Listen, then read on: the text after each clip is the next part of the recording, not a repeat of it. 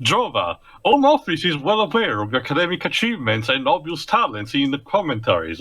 That's why we decided not to keep you here for doing a Generations commentary of Battlefield Earth for another 5 cycles. It's a joke. Thank you, sir. I don't know if I could have kept my sanity by doing this for yet another 5 cycles. We decided to keep you here for another 50 cycles, with endless options for renewal, with endless options for renewal, with endless options for renewal. Oh god, that opening gag can only mean one thing. It's Battlefield Earth again.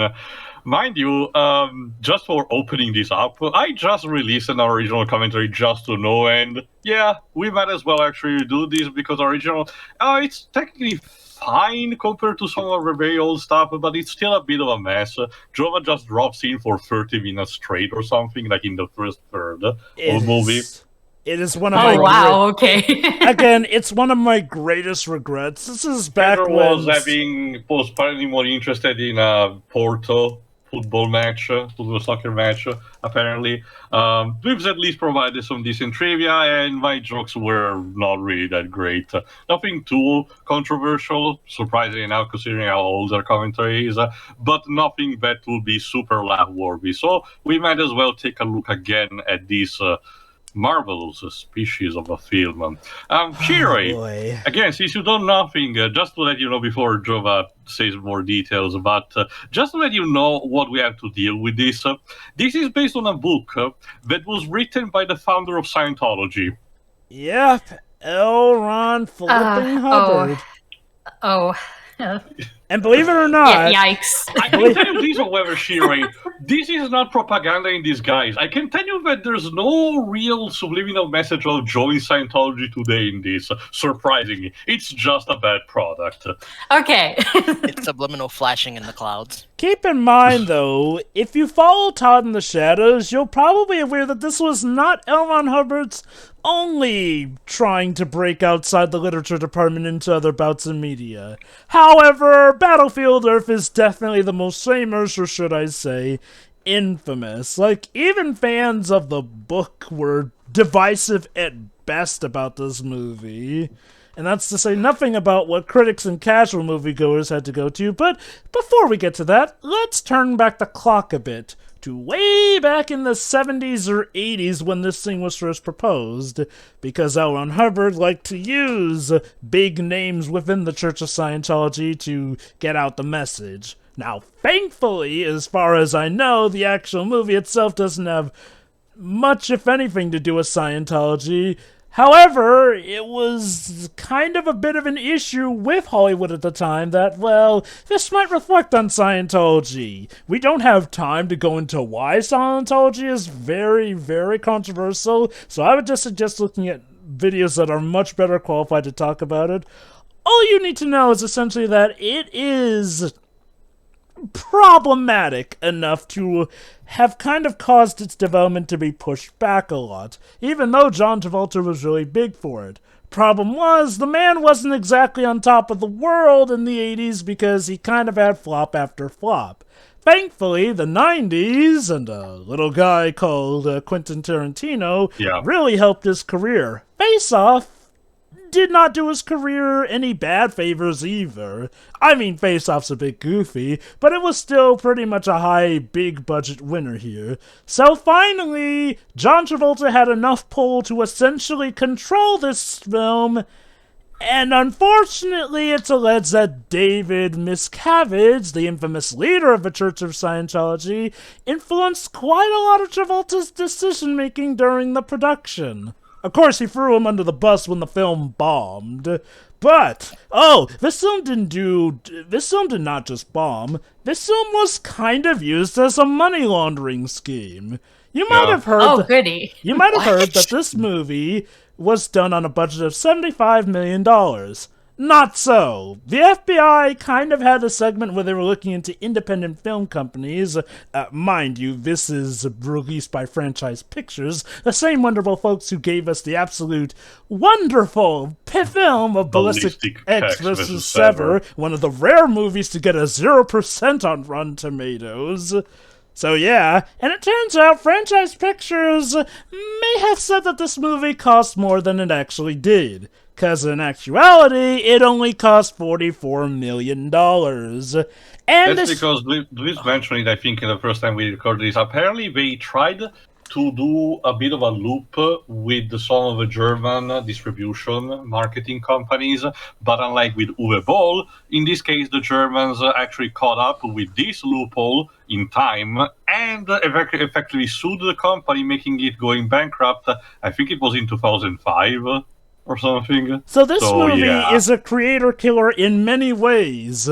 This is the only movie that Roger Christian has been a major director on since 2000. It effectively killed the studio, and while it didn't necessarily kill John Travolta's career, it was a major stab to his image overall, to the point where he would never have that amount of pull ever again.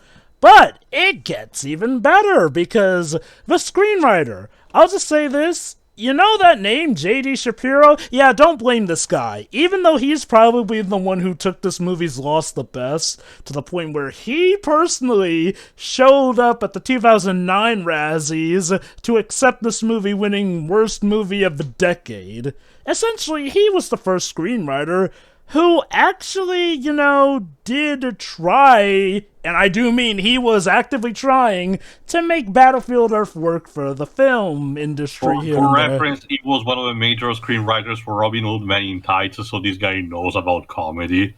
Basically, he kind of got booted off because, allegedly, the Church of Scientology, and by extension John Travolta, did not really care for the changes he was making to L. Ron Hubbard's wonderful vision in the book. So they booted him and replaced him with the next screenwriter, Corey Mandel, who tried to retool the original novel to make it more palatable to modern audiences, only for the producers to change it back to being a more direct adaptation of a novel. And, yeah. So basically, even with the second poor schmuck they brought in to write it, the executives just couldn't help but meddle it to hell. But mind you, despite there definitely being trouble, and I do mean absolute trouble in paradise, they were really intent on seeing this as a success. In fact, the head of Franchise Picture, Eli Samaha, who was a former dry cleaning mogul turned nightclub owner, how's that for a story, had this to say about Battlefield Earth. Battlefield Earth is going to make people in Hollywood take notice of Eli Samaha. I'm not going to be the laughingstock anymore. End quote. You should get a harpsichord for that piece. Yeah. All right. I think, Jova, anything else can be mentioned later, but especially because strap yourself in, audience, in case you don't know, but there are a lot of moments in this movie where not much is happening, and it's very stretched, so you're gonna feel it. No. It will give us plenty of opportunities to talk over it. Sure. Don't worry. For every boring moment, there is a ton of there is stuff to be enjoyed, I can tell you that. You have to just dig with your shovel. But for reference, audience, since might as well do like we did for the first time, and just to avoid the potential, different copies problem, start right before the Warner Bros. Logo. A black screen, yes, but like almost a split second before the Warner Bros. Logo pops up. That way you should technically be in sync with us. So let's start in 3, 2, 1, click. I can't believe we've barely started and we've already talked about Scientology, money laundering, and the FBI. Yeah, and John Travolta. I wanted to make the joke that it couldn't be as bad as everyone was saying, right? But the moment we dropped Scientology, all bets were off. Let me put it this way, Jay. Oh, by the way, yes, Jay is joining us for this. I forgot to mention. Oops. Co-commerce so nice, they had to pull me in twice. Yes. You're only here for shitty movies, Jay. But this apparently, the competition for this movie, at least for the when it comes to Worst Picture at the Razzies, was Book of Shadows 2, Blair Witch 2, The Flintstones in Viva Rock Vegas, Little Nicky, and the Next Best Thing. And it was the same years where movies like Ready to Rumble and Mission Impossible 2 were released. The one person that reviewed this movie, called Maggot from Cinematic Excrement, don't bother about this narration. It just tells about the fact that an alien species conquered us in 9 minutes. Yes, just 9 minutes. Honestly, I believe that. Again, when we originally commented on this movie, I was public as I say, how could they conquered us? With recent news, I was like, yeah, I can't believe it, to be honest. I mean, all I can think of is it would have been done in 7 minutes, but one of the generals had to use a bathroom. But let me put it this way, Jay.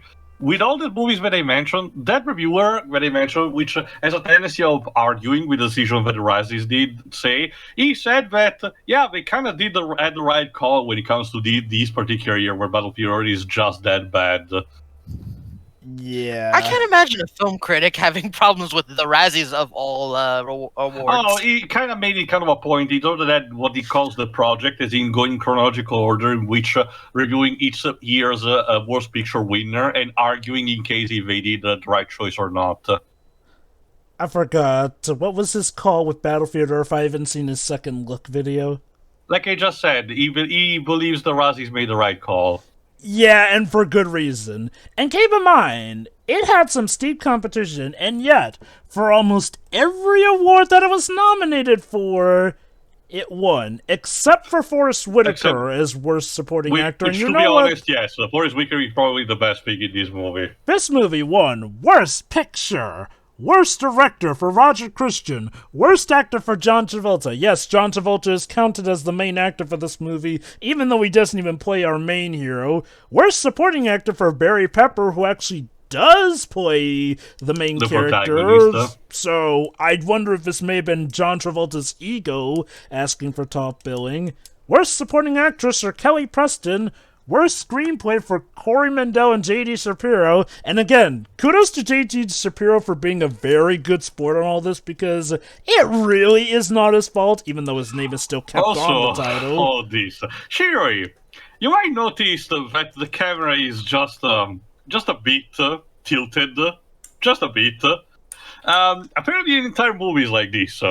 The official excuse that the official excuse that was made is that they quote-unquote wanted to recapture a comic book style panel. Oh wait, guys, hold on. Johnny's father just died. Now let's see him bury him, and that's it. Wipe. Yeah, the Star Wars wipe. There you go. Our movie literally starts with a guy mourning the death of a character we don't know, and the movie gives us no reason to care about. Did they maybe just have a tripod with one leg shorter than the others? Maybe that's the official excuse that they couldn't mention. Did they forget to clean the lens? That's an important question. A monster. Okay. I've seen Barry Pepper in Lone Ranger, and I can assure you he acts way better in that movie than in this. It's nice enough that this movie did not kill his career, I suppose. Thank God, because, yeah, if I recall correctly, his career was kind of starting around the time of this film. God bless him for surviving it. Roughly 8 years. His first role was in a movie called A Killer Among Friends, but he was a supporting actor in James Cameron's Titanic. Wait. Actually, never mind. I misspoke because he was a supporting actor, if I recall correctly, in the miniseries 1960 Titanic miniseries. Oh God, that thing that was Titanic. Apparently, Titanic exploitation is older than I thought. Okay. Here's the thing. That one was infamously made just so that they could cash in on the hype for the James Cameron thing that was due to come in 1997. But yeah, what you need to understand from this dialogue is the fact that oh god, this angle. Our brave protagonist, played by Pepper Spray guy,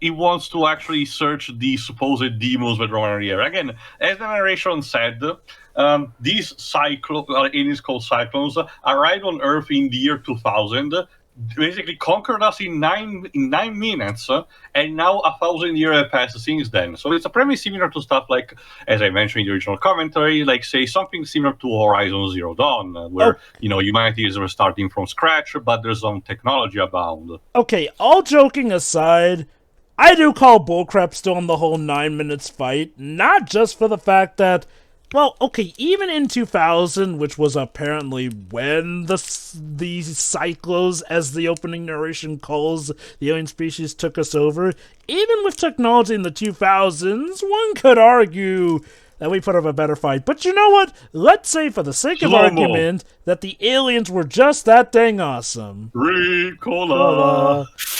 Somebody really like... Oh, wait, no, somebody really liked 10 Commandments, I see. I'm Anyway, starting to get the feeling that they just stole the cameras from Fast and Furious. It's just so yellow.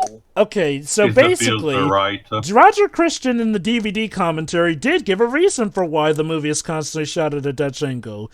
He said it was to make it look like a comic book. Which is bullshit, because comic books very rarely have a obliquous type of Dutch angle shot.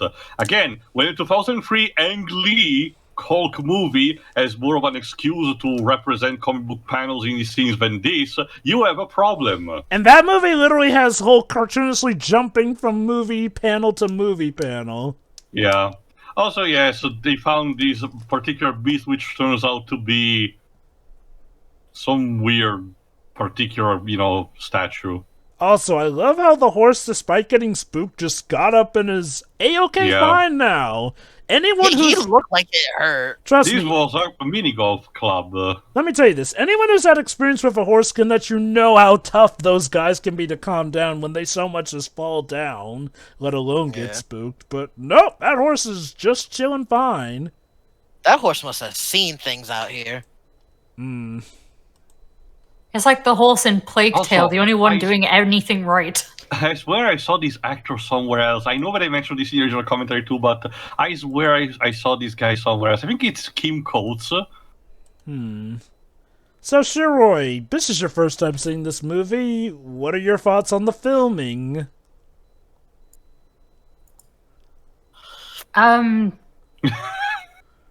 mean, aside from the weird camera angle occasionally, there's nothing too weird yet. Here's the annoying thing, though. Roger Christian should have at least known filming better, because you know what he worked on before this? Star Wars. The original trilogy, yes. Huh. So you think the man would know filming better here? I mean, granted, maybe he really did just want this vision so badly, and nobody stopped him, but holy cow, it's hard to tell if these people are on a mountain sometimes. Did we just have a theology debate between a man with a golf club and two men with sticks? Well, that's kind of the gimmick here, Jay. Oh, God. Wait till you see what they think gods are. Why this angle? Why this angle? You let the camera just tilt. We're doing that typical thing of, oh, the future generation sees stuff from modern times but thinks that there's a lot of mythology around it. I don't mind this kind of thing. I always found it charming in some kind of way. Even the Sonic OVA that delved into it. I will say this, though. We talk about how Earth must go from Mad Max to Star Trek. No one ever talks about the Battlefield Earth detour we take.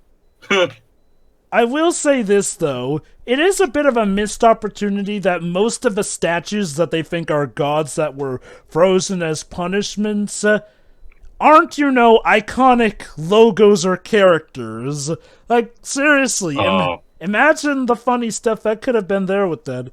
Instead, we have to settle for basically generic copies of logos and characters from marketing. I mean, don't get me wrong. That would not have saved the movie, but it would at least have given more decent chuckles and, something somewhat clever. It feels like, rather than having any sort of stories of the past, that you normally would have, even if everything got wiped, you'd have people continue telling tales. Word of mouth is the best way to get stories across. It feels like they just kind of deteriorated via brainwaves. Right. Well, is it a bit late to mention that our protagonist is not really a charming person? Not necessarily that he's a dick, But yes, basically any personality. Later on, it will start displaying some particular kind of morality, but it's as just of a blank slate as possible. As we mentioned in the original commentary, originally John Travolta was supposed to actually play this role of this particular protagonist, but by the time the movie was actually greenlit properly, the adaptation, he was too old, so he relegated to play what is considered the main antagonist, which hasn't showed up yet. It's weird, like, they still put him as top billing, even though, technically, by all accounts, I feel like that should be Barry Pepper. Now, mind you, in hindsight, I get the feeling Barry Pepper does not regret not getting top billing in this movie on the posters and everything, because, holy crap, this movie. But still, though, I do wonder if this may have been part of Travolta's ego. Also, yeah, so the special effects are kind of bad in this. Why the slow-mo? Why the slow-mo? To show how menacing they are, aren't you? And why the peace green filter? Shiroi, does the atmosphere not fill you with fear and dread? It's like someone. I'm mostly just confused. It's like someone poured Mountain Dew over the camera. Wait, I'm sorry. Were they? Yeah, it's gone from yellow to green now. Like, what are You we in? sure The these aren't the Fast and Pleasant. Furious cameras? All that's missing is the fast-paced slow-mo, and then Ow. That looked like that hurt. I've fallen and can't get up. hey, at least his trusty steed will come to the rescue. You know what? I feel like if we ever find ourselves at the end times, life alert still will be a thing. No, not the horse. They shot over the horse by the looks of it. Like, Yeah, that... these special effects are just awful. The horse didn't even, like, pulse when it hit the wall. Oh no! I The get what they were shot trying to phased do. right through him! These effects get are what so they're trying to terrible, do. they killed him! It's similar to a Star Trek phaser, as I also pointed out in the original commentary, but it's rendered so poorly. Also, anyone notice how... So for the Telfo side, it vaporized part of that, but for the bench, it just knocked it back. Which are these? Yeah, I know, and the Systems, wall, it just phased through. Seriously, which are these lasers? Concussive or lethal? Make up your mind. Not to mention, the gun shoots from its lower part, where instead you would think it will actually shoot from the upper part. And that did That's not not a kill laser, that's a flashlight. Wait, hold on. So, one time... Why this slow-mo? Also- Why? Also, hold on. The gun shot through the fat guy and killed him, but with Johnny, it He just got knocked into his him. spine. Also- Yes, of course. He survives this. Ping! By the way, you want to know the full Star name? Wars By the way, you want to know the full name of our hero, guys? It's Johnny Goodboy Tyler. Johnny You're kidding me. Good. Nope. Let's just say L. Ron Hubbard did not come up with the most What? creative of names, but no. So yeah, now we're basically ripping off also Planet of the Apes. Actually, it's funny. If I recall correctly, there's a quote where they mentioned that this was meant to be Planet of the Apes, but with John Travolta. But yeah, Sheree, I'm not kidding. Our main character's name is Johnny Goodboy Tyler. Sure, why not? The CGI. It's only a model. And the sound I'm effects even are sure not good it's either. CGI. It's It's a, barely it's a terrible CGI model. Okay, whoever mixed the audio effects needs to get shot with the pulse cannon. Right, Jay. It won't kill them. We It noticed won't that kill them, but it'll be a good punishment. we noticed that in the original commentary too. The person behind the sound mixing did an atrocious job in this. I just want to point out that we are not even 50 minutes into the film and we've already noticed so much wrong with it. Oh, this is gonna be great to rip apart. I told you were in for a treat. Like, no. Trust me, the rumors are true. In fact, this is one of those cases where the stories told about this film might actually still pale in comparison with how bad it actually is. Like, no. This is one of those cases where the Razzies got it on the money. And honestly, I might have to agree with them considering it's still the worst movie of the decade. Okay, I forgot what was done around the same time. I think there was a movie that I believe might have had more credit to be at least considered for worst picture, but no, this one is still very bad. Are you talking about of the decade or of this particular year? This year. I'll check in a second. And- anyway, now the thing about these particular aliens is that they breathe us. They cannot breathe for the air, Earth atmosphere. So logically, consequentially, the human prisoners have to instead adapt to their atmosphere. Essentially, the way it goes is like, well, the Psychlos, and yes, that is seriously the name of the alien race, the Psychlos. Wait, I'm They sorry. heard worse. Wait, before we continue, I just need to point out they have rings that go around their noses to help them breathe. Yeah. That's not how oxygen works. No, it doesn't at all. Now, There you go. I think. Sorry, go on. This is go. Now, how much of Drama. this was from L. Ron Hubbard's book, I'm not entirely sure. All I know is that they were definitely pushing for this to be a sincere adaptation of the book. How much of that it actually is and what stuff they actually changed, I don't know. Probably will know better when or if Dominic Noble covers this on his Lost in Adaptation series. That said, though, I mean, from what I have seen, L. Ron Hubbard was not the best writer. Not No. for movies, and definitely From not what for I- dramatic CDs if Todd in From the what I Shadows heard, is... the book is technically better than the movie. So, in a sense, but some of the things that are unexplained in the movie are explained better in the book, at the very least. That being Like, for said, example, the fact that this particular group of Psychlons have never actually encountered humans until this point. So we will see a lot of misconceptions, thrown around. which is There you go, kind Todd. Lasers to sun. okay. No. Okay, see? Okay, see, now there's a good reason for why the phasers may sometimes kill or, just knock stuff out. However, that just begs the question on why the guy in the scene where they got captured was switching it back and I love forth all his the reaction. time. He's like, what? Dead. Also, because this movie has Okay, to be That PG-13, man certainly there's not did a not single... know how to move that to stun.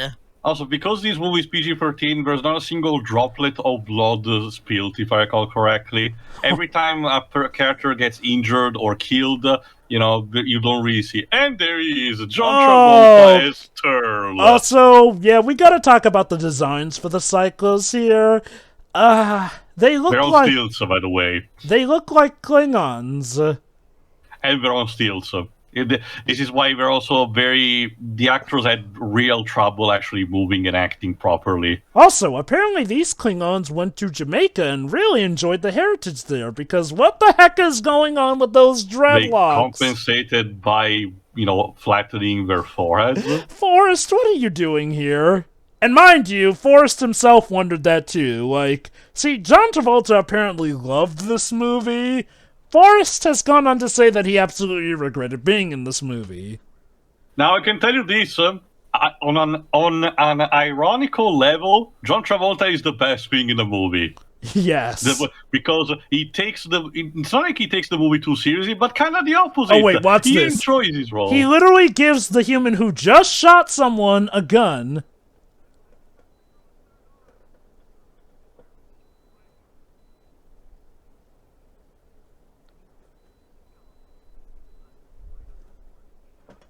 Manimal.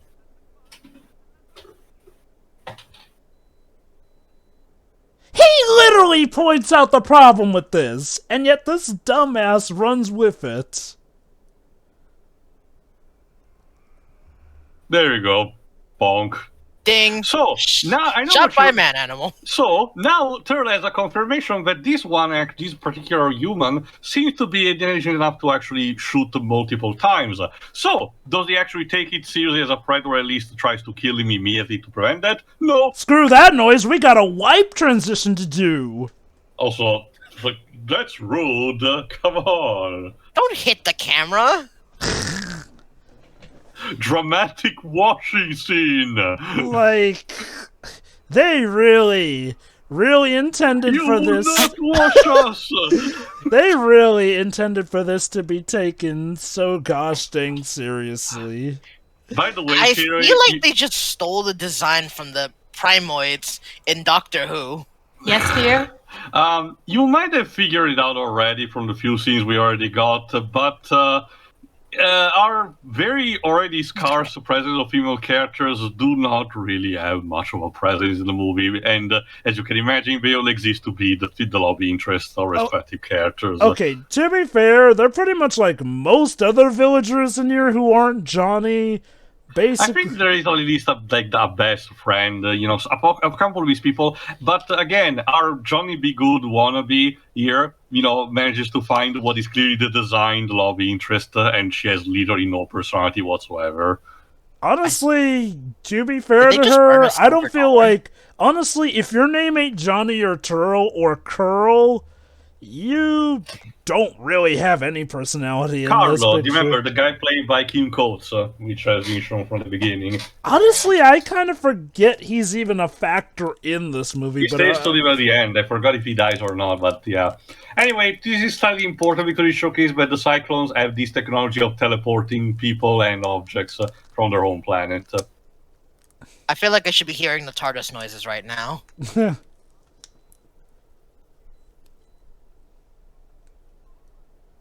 No, it's just for the movie.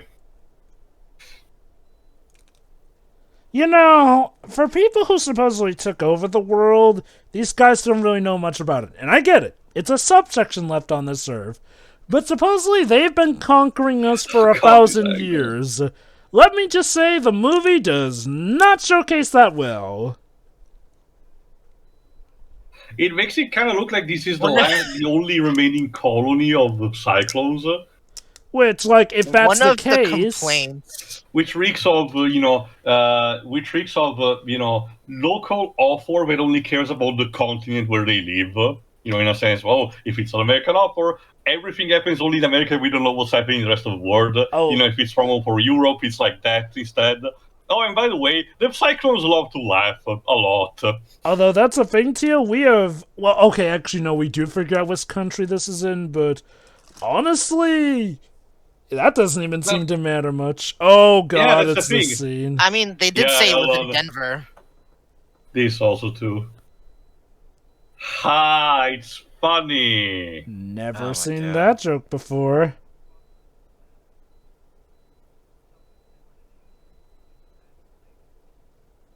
This is just stupid.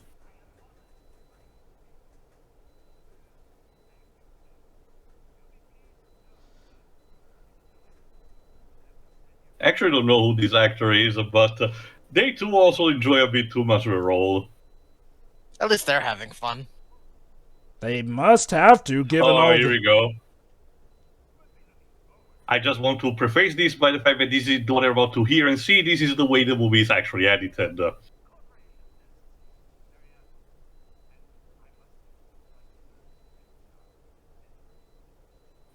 funny thing is, Yeah. I have audio mixing that lets me raise and lower your voices as well as whatever I'm hearing on my documents. You guys are lowered, and the movie itself is raised, and the voices are still quiet.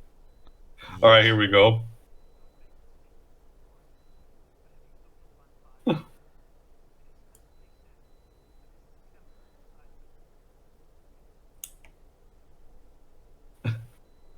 Line. Okay.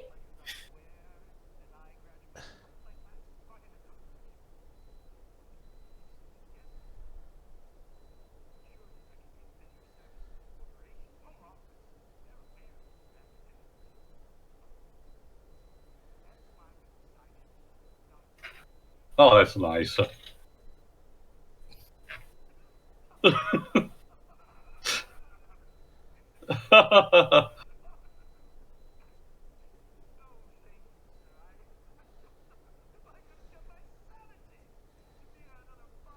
You Hello? you kept it, huh?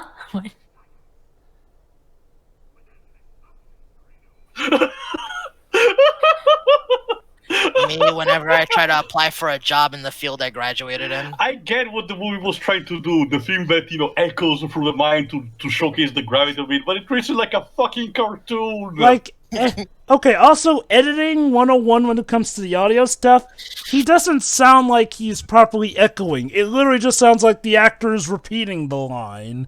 Like, what Yeah. you want to do is make it sound like he's speaking in a cave or whatnot to help it sound like its echoes bouncing. But nope, it just sounds like he's repeating himself. But yeah, the problem is that Sally Vetter wanted to actually get off this rock, and do some proper politics in his own planet, but the superiors told him to get stuff. Oh, and why is that? Because he apparently flirted with his daughter or something.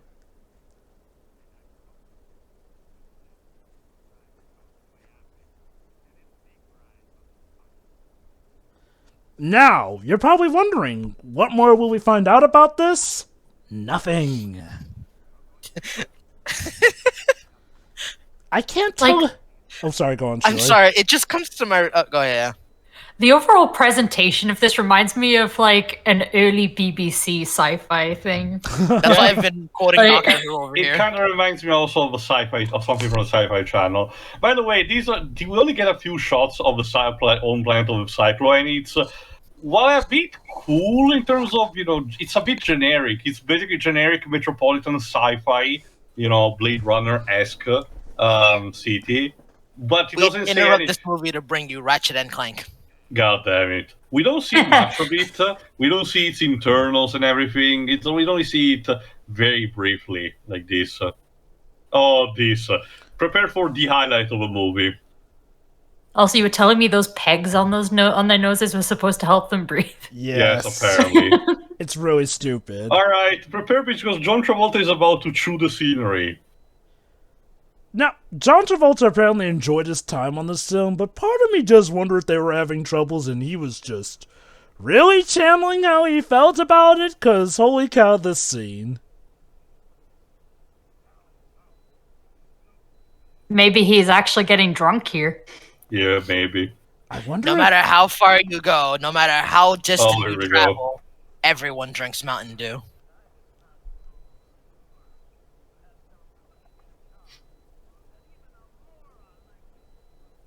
Hello? I studied the blade. Is this what John Travolta's ego is constantly repeating in his own head when he doesn't get the big roles these days? Well, gee, maybe you shouldn't have signed for something like The Fanatic. Yeah, what was he thinking with that one? But yeah, let's get the booze. Yeah, mine. He asked them to go. They don't even come with lids. Yeah. Is he just gonna cuddle them for the rest of the evening? It's relatable, I guess. If you think he's stupid now, wait till you see just how stupid he'll get later. Yummy. Again, that's unsettling. Having the human being enslaved, they essentially are treated like hamsters in a cage. Dance battle. Are they feeding them other humans? We don't know. We Probably. Could potentially, yeah. I wish I had more alcohol today before coming in here to watch this.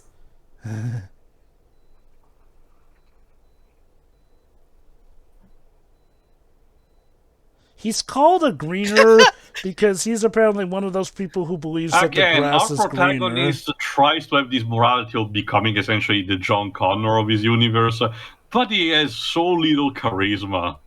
Believe it or not, this is apparently a better version of how the scene was originally supposed to go.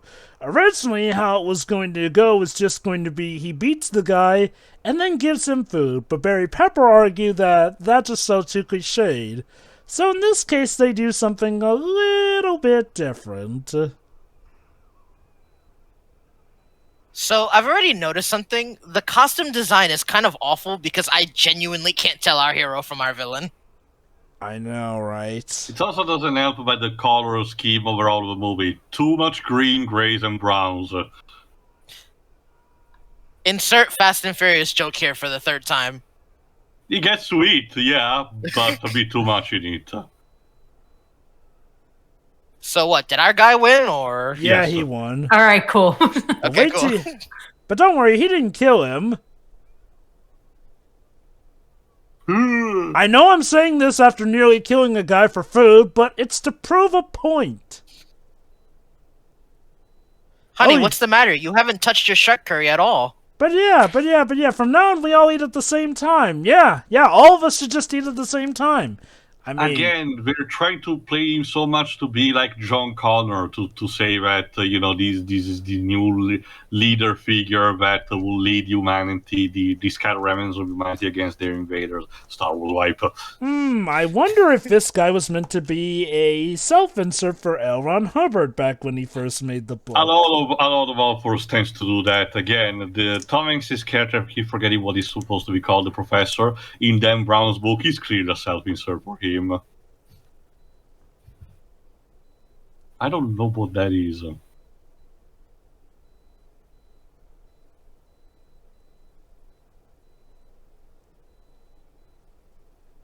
Oh, you can say that at the end of the movie, not now.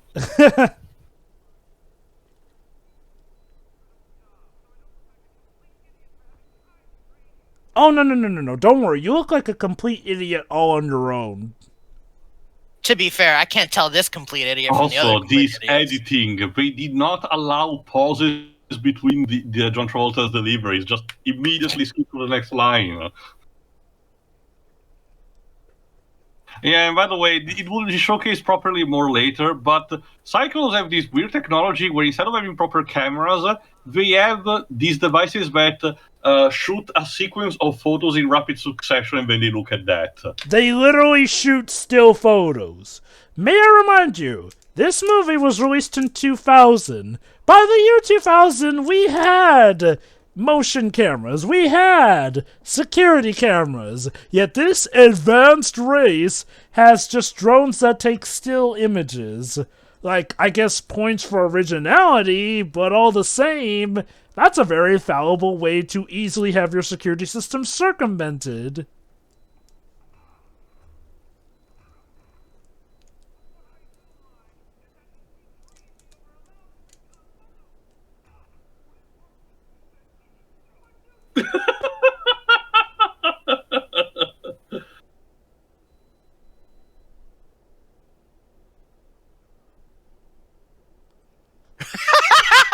Okay. What crappy writing? You know, bless these two actors. They're trying to make it work. Forrest especially, but nah, this ain't it.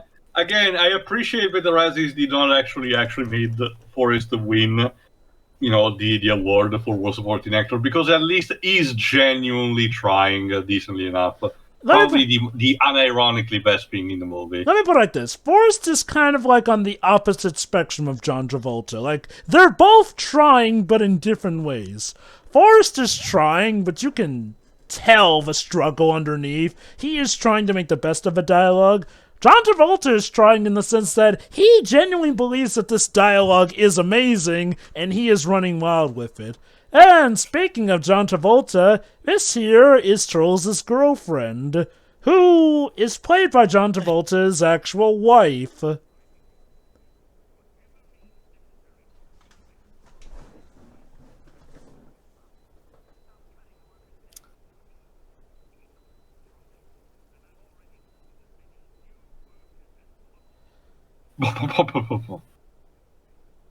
The richer you are, the more your face disintegrates into mush.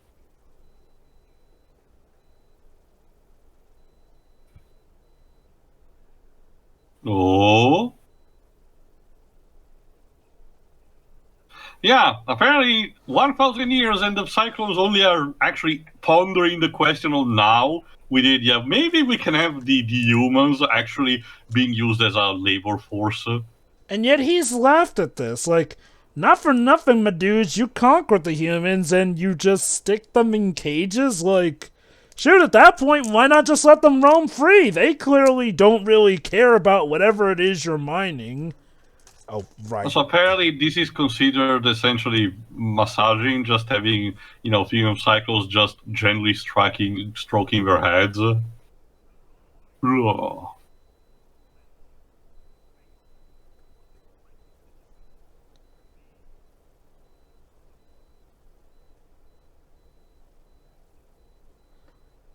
Honestly, I can't figure out a single thing that's going on with these Psychlos. It's just because they're too verbose and very incompetent, Jay. But in reality, it's very much simple. They conquer Earth in 9 minutes, then sit on their asses for 1,000 years, just be content in mining the planets for its resources while hunting down the man animals for sport.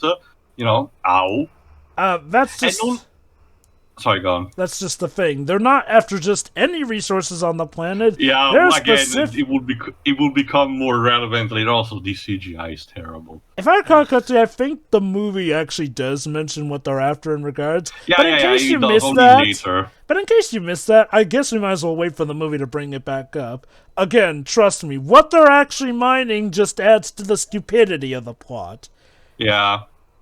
And we're already... this man threatening to hurt someone by clawing them. They have machinery for that. But yeah, also, Jay, you're also nailing the point. The Psychlons add several different types of resources and weapons to just exterminate completely humanity, and then just, mine the planet for whatever they wanted to, properly.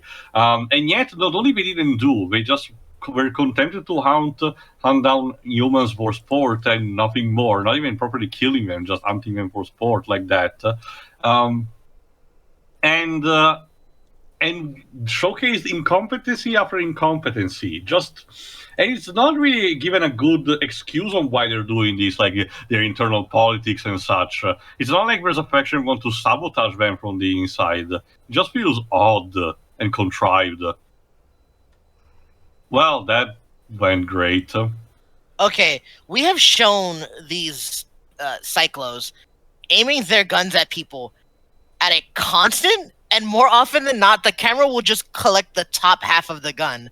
The thing that it doesn't fire from. Yeah, again, it's so weird with the fact that the Cyclone's guns actually shoot from the lower part. By the way, now these guys have decided to finally kill Johnny because... well, yeah, he's probably more trouble than he's worth. Johnny can't be good. Basically, what they're doing is exposing him to the Psychlos world's environment without the mask. Let me guess, he's immune. I wouldn't be surprised if they pulled that out of their asses. Also, you may have noticed that they were speaking in their native language with subtitles. Literally, now we switched to them speaking in English. It's also inconsistent. I think in our original commentary, we just had a copy that did not have subs, and we were flabbergasted by it. So basically, they're taking bets to see how long he'll last.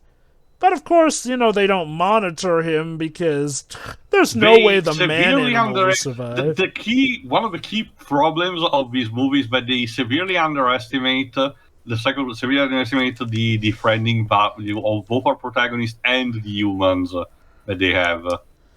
And, don't get me wrong, I could get them being overconfident at first, but keep in mind, this guy has killed no less than 2 Psychlos so far, and he has nearly killed a few other ones, and has found constant ways to escape, and now the wager's off. You think? You didn't just say the damn thing cheated and just let him run around the planet where other people were working. What did you expect to happen? He shot 2 of you!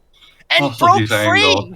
I would like to remind you that we're just 1/3 in. I wonder, maybe this is just a version of Earth where everything is constantly slanted, causing everyone's blood to rush to the left side of the body or something, and that drains some of the brain fluids. Like, I mentioned this in the original commentary, but it was repeating. I think I'm gonna be seasick by the time the movie ends. Is this the part where I get to start singing sea shanties? Sure. So, Shiroi, I hope that the camera has not been too nauseating for you. Honestly, so far it's only really been a problem during fight scenes, because it's just like they're switching between shots way too bloody quickly. Quick cuts, yeah. I know, right? You noticed that too. It's okay, Weird. I survived. So, yes, here's what they're actually after. Gold. Gold! Yeah. It's so dumb. I'm sorry. I'm pretty sure, if I recall correctly, the book I gave them a bit of a big explanation of why they want specifically gold. Similar maybe to how it's useful for us to manufacture micro components for computers and everything. But at least in the movie, it makes it look like they just want to be rich. Nothing more. Sir, we've conquered their planet in 9 minutes and started mining their resources. What do they have here? Gold, sir. Are you sure that we need it? I like gold. Believe it or not, the fact that gold is what they're here mainly for will only become dumber when you realize that there This is are also- several places to look for gold that they blatantly did not look for. Apparently, from what I checked, one important plot point that happens later tied to the gold is something that's movie original, and the book instead had a better excuse on what happens. I think I know what that is, but let's wait till we We'll get to it. that. We'll get to that. It's still dumb that they won't go. That's the gist of it. Also, sewer, great. Congrats! Oh, you're still alive? Maybe it's That's our because protagonist, Shira. He's just that special. that or his enemies are just that stupid. God, this blue filter. It's like we're back in, I know who killed me again. At least someone fought to have cameras in the sewers.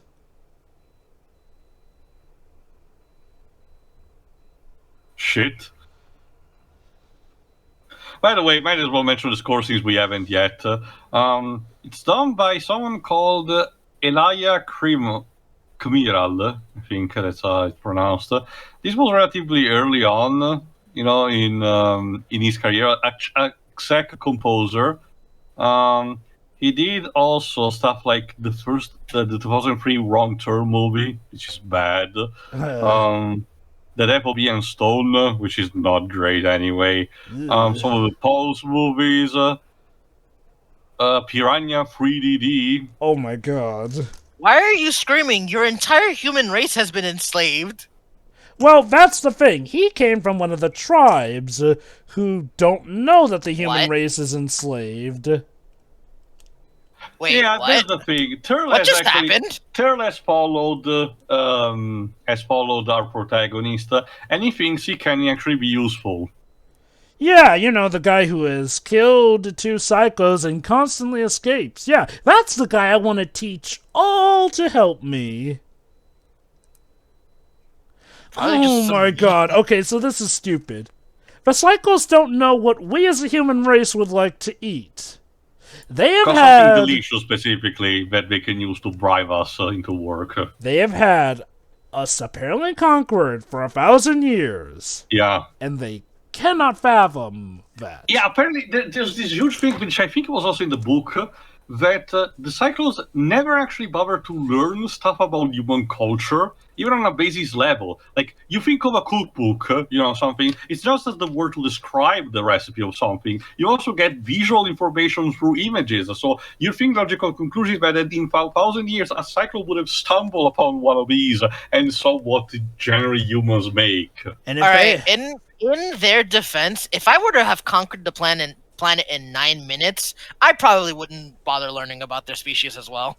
Okay, here's part of the problem, though. That is going to bite them in the ass, not just in regards to keeping the humans under control, but also in finding gold, which Mind is, you, the like thing I- that like they're I here mentioned, for.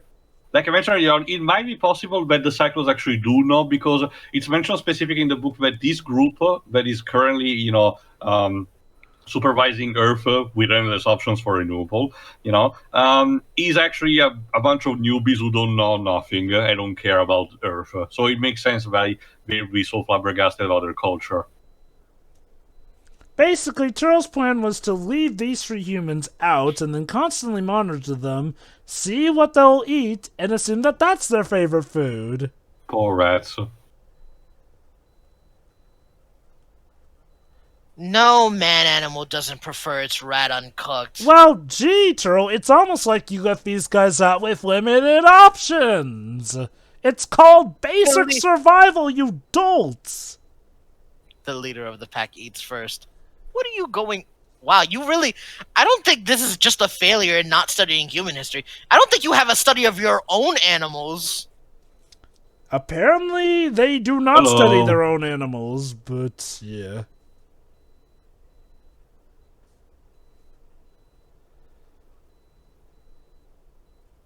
Busted.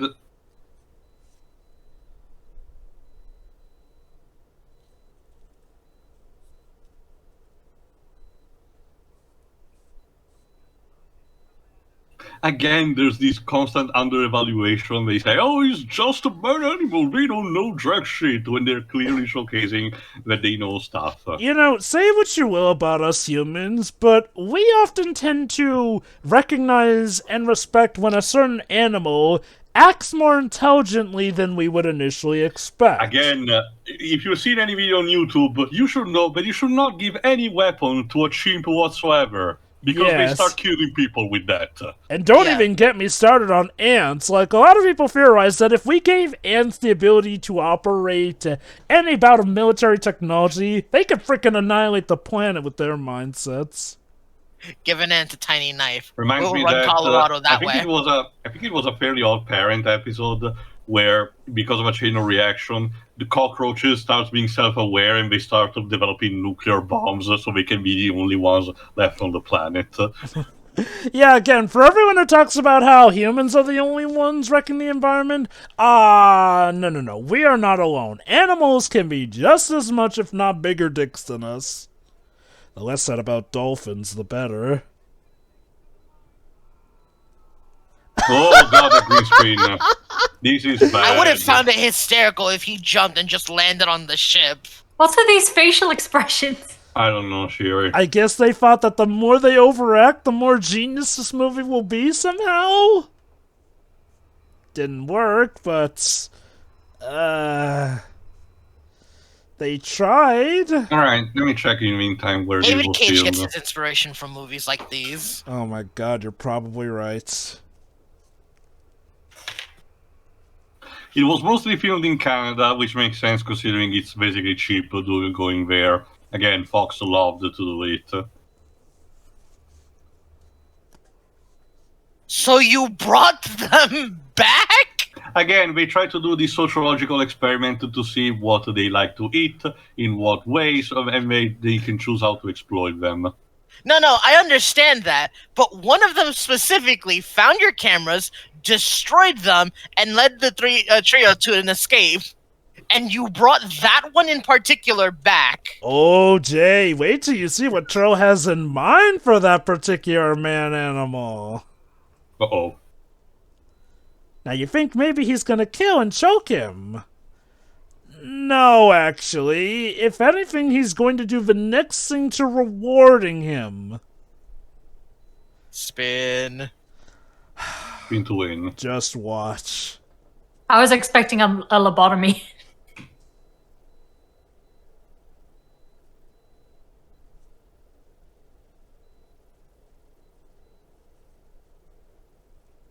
So let me get this straight. For other races that they do... For other races that they do enslave, they actually do use these guys. But you don't want to use the man-animals for some reason.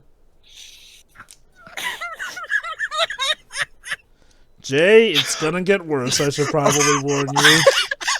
I'm trying to stable myself here. You did not just have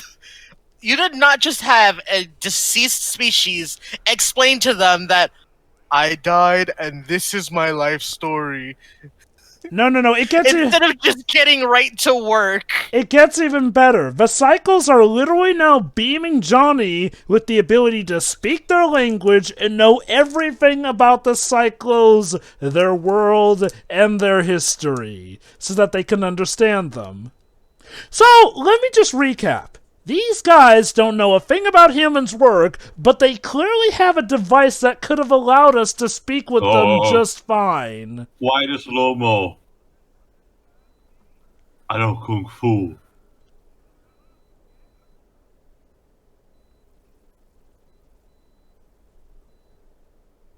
No, seriously, my dudes. So you have this thing that can help these guys understand you and know everything about your world. Now, ignoring the fact that that can really cause them to possibly know weaknesses for you guys, all the same, if you wanted to understand these guys, why didn't you do that in the room that you clearly just left unguarded so that this guy can just pull him out at a moment's notice?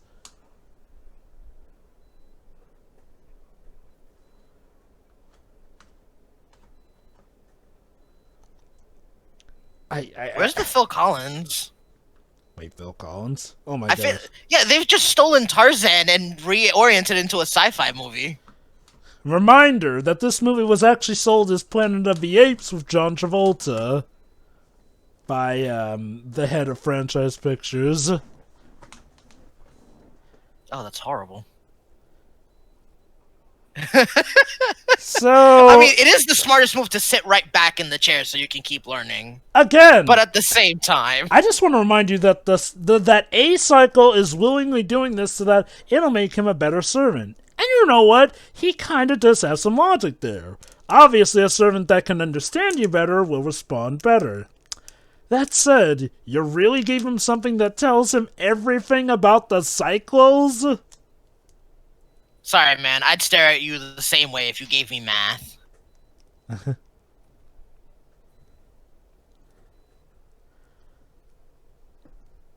You're teaching them base geometry?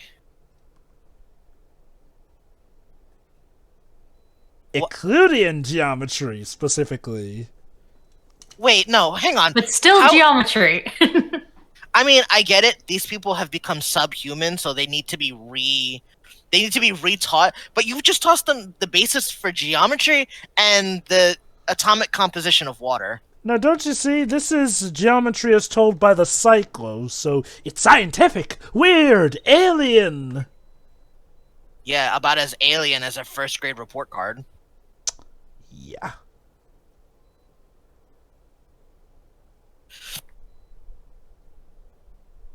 That must be the pizza.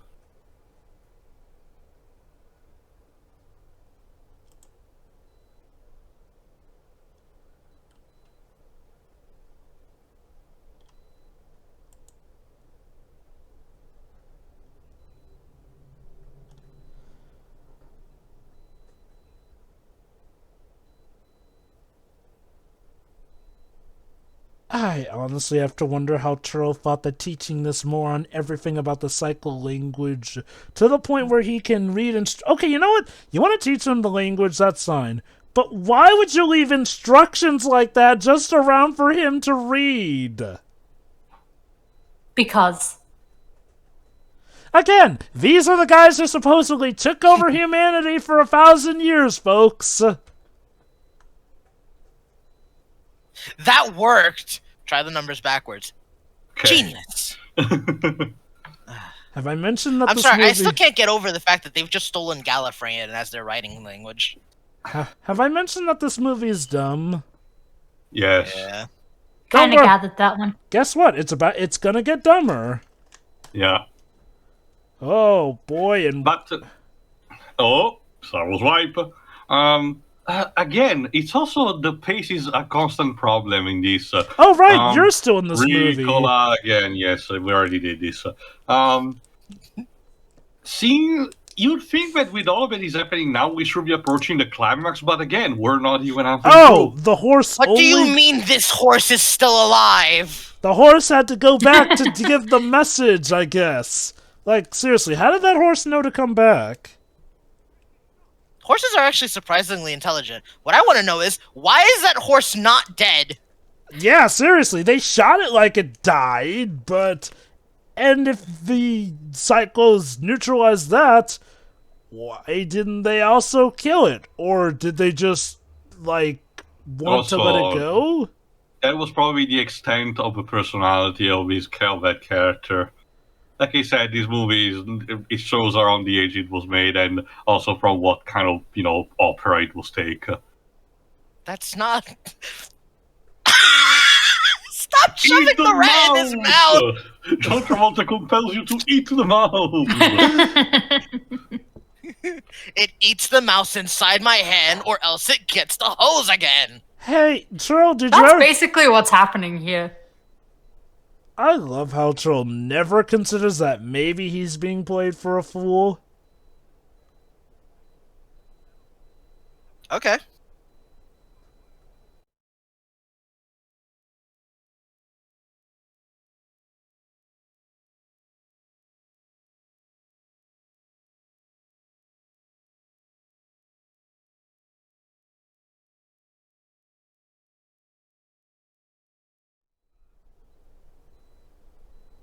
Oh, snap.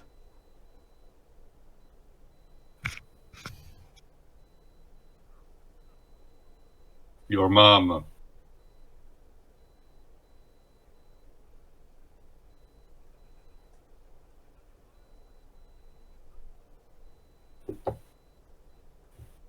Oh!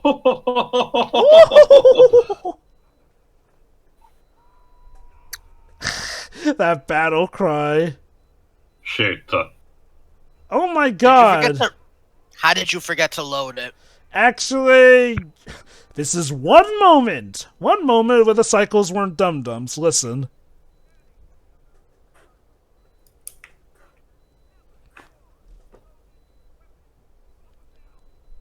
So, how does one load a photon laser into a gun? Solar energy recharge, maybe? Ignoring how that's not explained, I guess kudos to them for not keeping loaded weapons around these guys for once, so they're not completely dumb 100% of the time. But I think this is the one moment where they show some clarity, but otherwise, no, they're still very incompetent because you think, oh, this is not attempted rebellion, they're trying to actively kill us without this knowledge, so let's kill them and try again. Right? No! Nope! It gets even better! He's going to give him access to even more knowledge now! Now, it's not enough that he's given him knowledge of the Psychos, now he's taking him to an abandoned library so he can learn about the humans' history. Wait, hang on a second. You're telling me that they had access to this library the entire time, and they never stopped to think about picking up a cookbook? Nope. Man, Psychlos are stupid. Also, They really are. despite the library being desecrated, all the books are perfectly intact somehow. 1,000 years.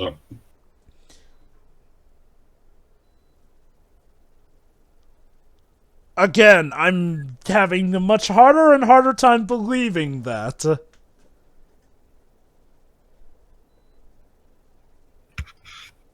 Oh, look, a bust of William Shakespeare. You can look at anything you want. Don't do that. You're just tempting history. How to pick up fair maidens. God, the score is trying so hard. It really is. Watch as he reads this book! Well, yeah, he's gonna get some Is that maidens. the It's Constitution? exciting. That is! Oh my That is god! the No, Declaration of it's the Independence. Declaration of Independence.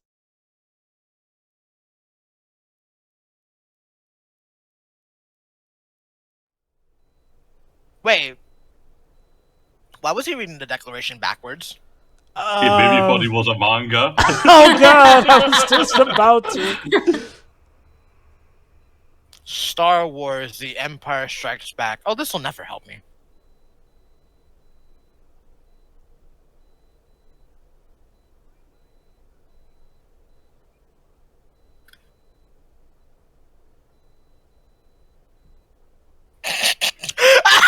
Oh, They yeah, no, stole it's the never copy still- pasta! No, wait for it till he comes out. Yeah.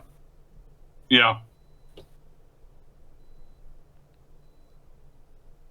And he demonstrates by killing No, cows. not the kettle!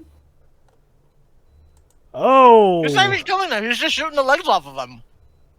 to show he's just that damn good, yo. And he's so good that he doesn't notice the tribe who literally sneaks up on him. Now, believe it or not, if the main character wanted it, Turl could die at this very moment. Right now, yeah. It would take a big plot contrivance to not kill him, now wouldn't it? He's looking pretty chill there, considering, you know, his life's being He's threatened. still underestimating these people. That's the problem again. John Travolta spent the entire movie underestimated humans until it's too late.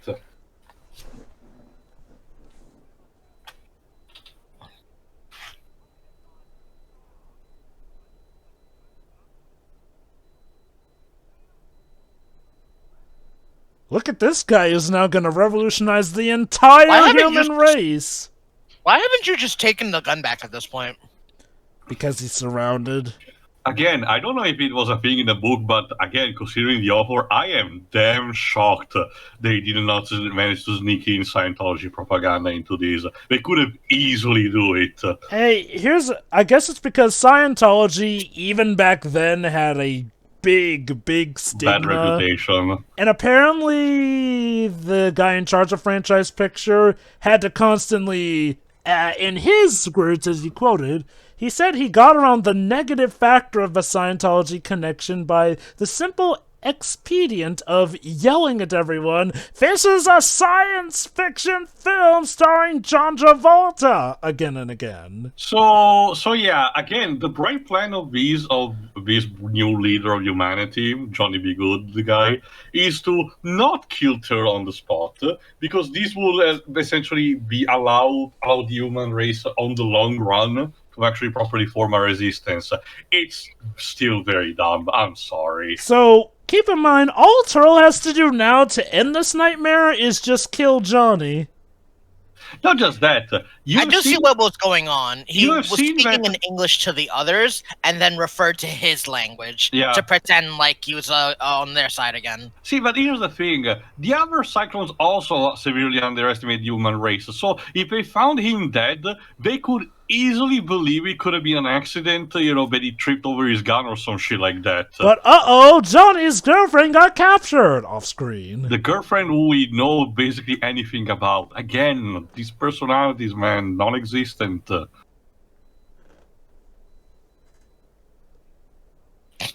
Okay. That's his point to try and get him to release her, I guess? I'm sure Turtle will actually listen to this.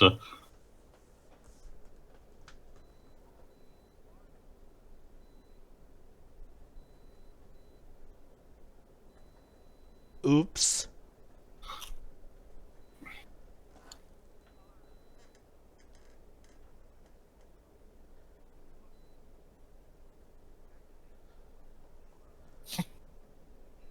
It'll activate this is actually a more credible threat. Try activating it in the middle of New York. See if you get any connection. I dare you. This was 2000. The technology stopped in 2000 in discontinuity, so I guess there was enough, clear sky. Oh no, They just told John to be mean for 2 hours, didn't they? Oh no, not this guy who, You're gonna set an example? Yeah, literally red shirt. Yeah, like I said, unless you're played by Barry Pepper, John Travolta, or Forrest Whitaker, or you're playing one of the Psychlos, you don't really have a personality. And even when it comes to most of the Psychlos, their personality basically amounts to goofy-ass villain. No! They shot him off camera! There's not even any blood! They blew his head up off camera, Saw style. That's the thing. So it's even worse that there's no blood. Like, I'm sorry, this movie is PG-13? This is like... Turn pulled out, never ask me for anything I was gonna ever say, again. Cyclos are descendant of Masahiro Sakurai. Poor bastard. Honestly, if anything, this movie feels like it should just be pushing a PG rating as opposed to PG-13. Like, not one also, drop Jay, of... don't you know? This is not Nintendo. This is Warner Bros. Meaning that the turtle can show up in multiverses. Oh, wait. Did Warner Brothers had some... Oh, right, they did have some pull in this movie. It was distributed by them. Mind you, they apparently refused to be the main film company behind it. Again... Considering Franchise Picture is defunct, I guess they de facto own this thing. And I'm sure they're ever so proud of that. Why are we only just over halfway through? I know, Shearer, right? The face of this movie is garbage. I don't understand how it's possible, because it's not like the scenes are, elongated or anything. It's just that this movie magically manages to, dilate time. This movie, and yet, I would argue it's one of those cases where you don't feel every minute, because don't get me wrong, this is a god-awful, terrible movie, but it is so bad that it can get entertaining at times if you're here to roast it. And dramatic haircut time. You're not Mulan. Symbolic haircut. What's the one like I iconic movie offer with you a Denzel block of my Washington hair. Yeah, I still that don't get revolves it. around, like the American and the Revolution? Sorry, what was that, Jay? I was trying to remember the one iconic Denzel Washington movie that revolves around the American Revolution. I don't watch movies very often, so I can't think of the name. I know there's the Patriot, the one that Roland Emmerich did with Mel Gibson. That'll do. We interrupt you, Battlefield Earth, to bring you the Patriot with Denzel Still Washington. bad.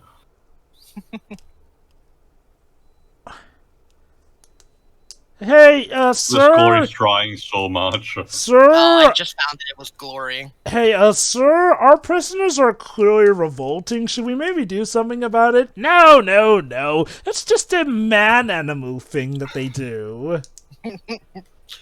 I'm just like every time they say man animal, all I can think of is Resident Evil 8 with Dimitrescu just going man things. Again with the Star Wars one. Yeah, you know what? We're halfway through. Give me a second. Getting some more booze. Sorry, sir. We were scheduled the cantina, but they decided not to show. Can't imagine why.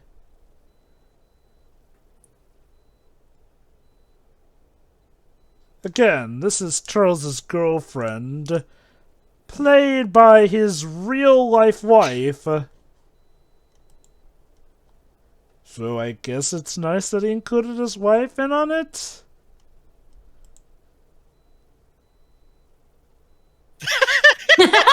Don't say it, don't say it, don't say it. We all know you're thinking it. Excuse me, but that's my wife. Yes.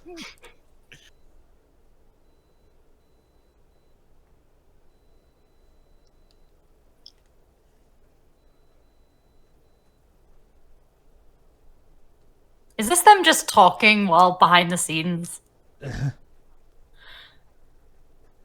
Don't you... Why do I And imagine you this? said there were no subtle tendencies to Scientology. Mm-hmm. Don't you see, honey? Travolta definitely cut on a few occasions. By So- the way, I have cider, actually. So I just want to point side is out. good. I just want to point out. John Travolta at some point said, "I want my wife's tongue to look like a snake that's trying to violate me." Look, I'm not king shaming. I just don't think it should be in this movie. Just saying. But Travolta, there's the you know, thing Good here. thing you went Like away early because it 20s. happened twice. Cider is actually quite rare to find in my country unless Really? you actually... Yeah, I think it's even imported. It's called Thatcher's Gold from Somerset. I'm guessing wine's the more.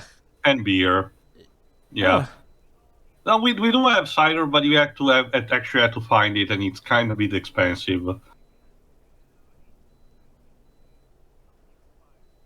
Shit.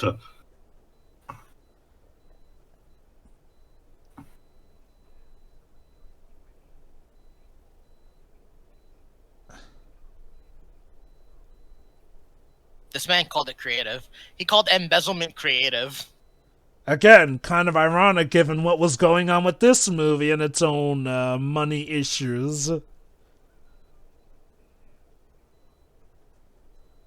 So basically, they're blackmailing him. Wait. Okay, hang on. I've come to realize the problem. You guys gave me the behind-the-scenes edit of this movie. I wish. Oh, if only.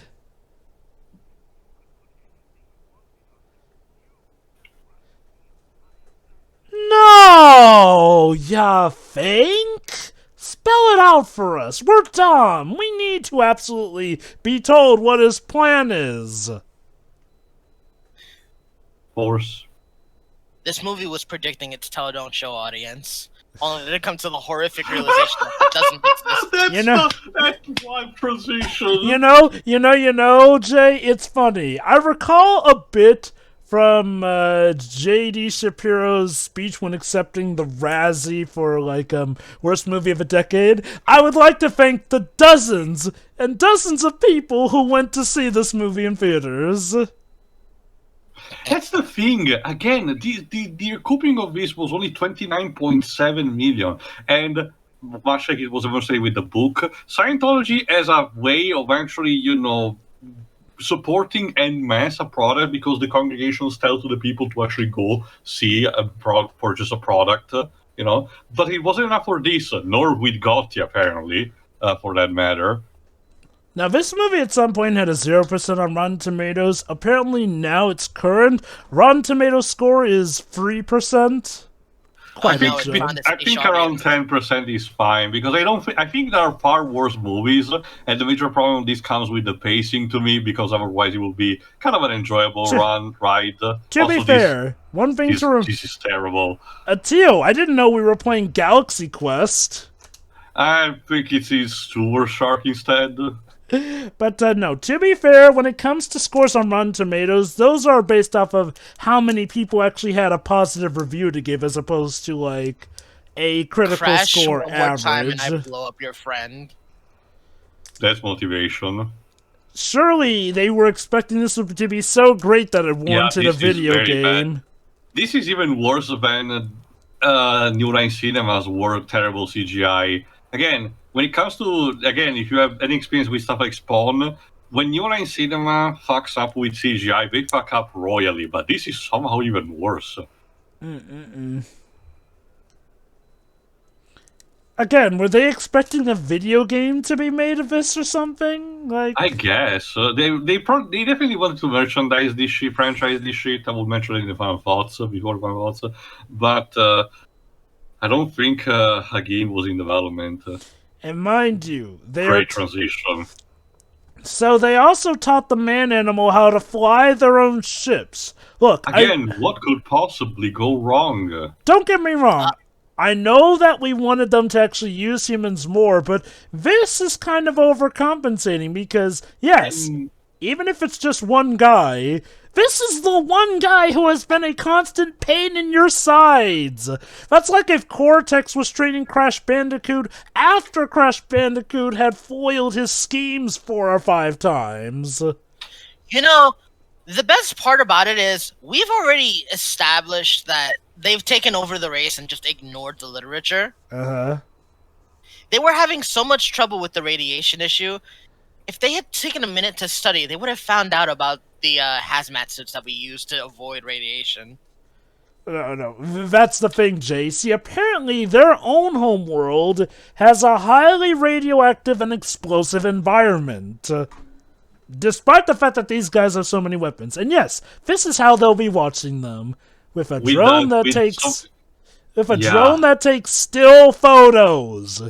In the year 3000. Again, humans by 2000 had technology better than that. Granted, yes, I know they weren't flying drones, but come on.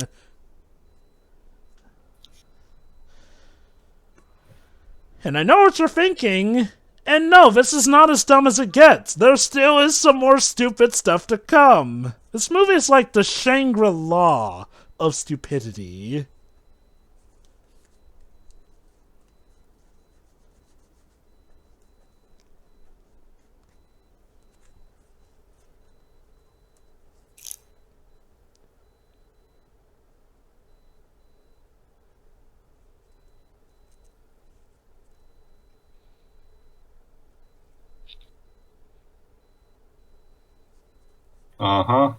It's that easy, totally. Okay, so American buff here. Hey, Jay. Yep. You're American too, right? I am. You know how over here in America we have gold depositories, like Fort Knox? That we do. Correct. The Psychos know nothing about them. They never stop to think that maybe we, as humans, harvested the very gold that they are after. Wait.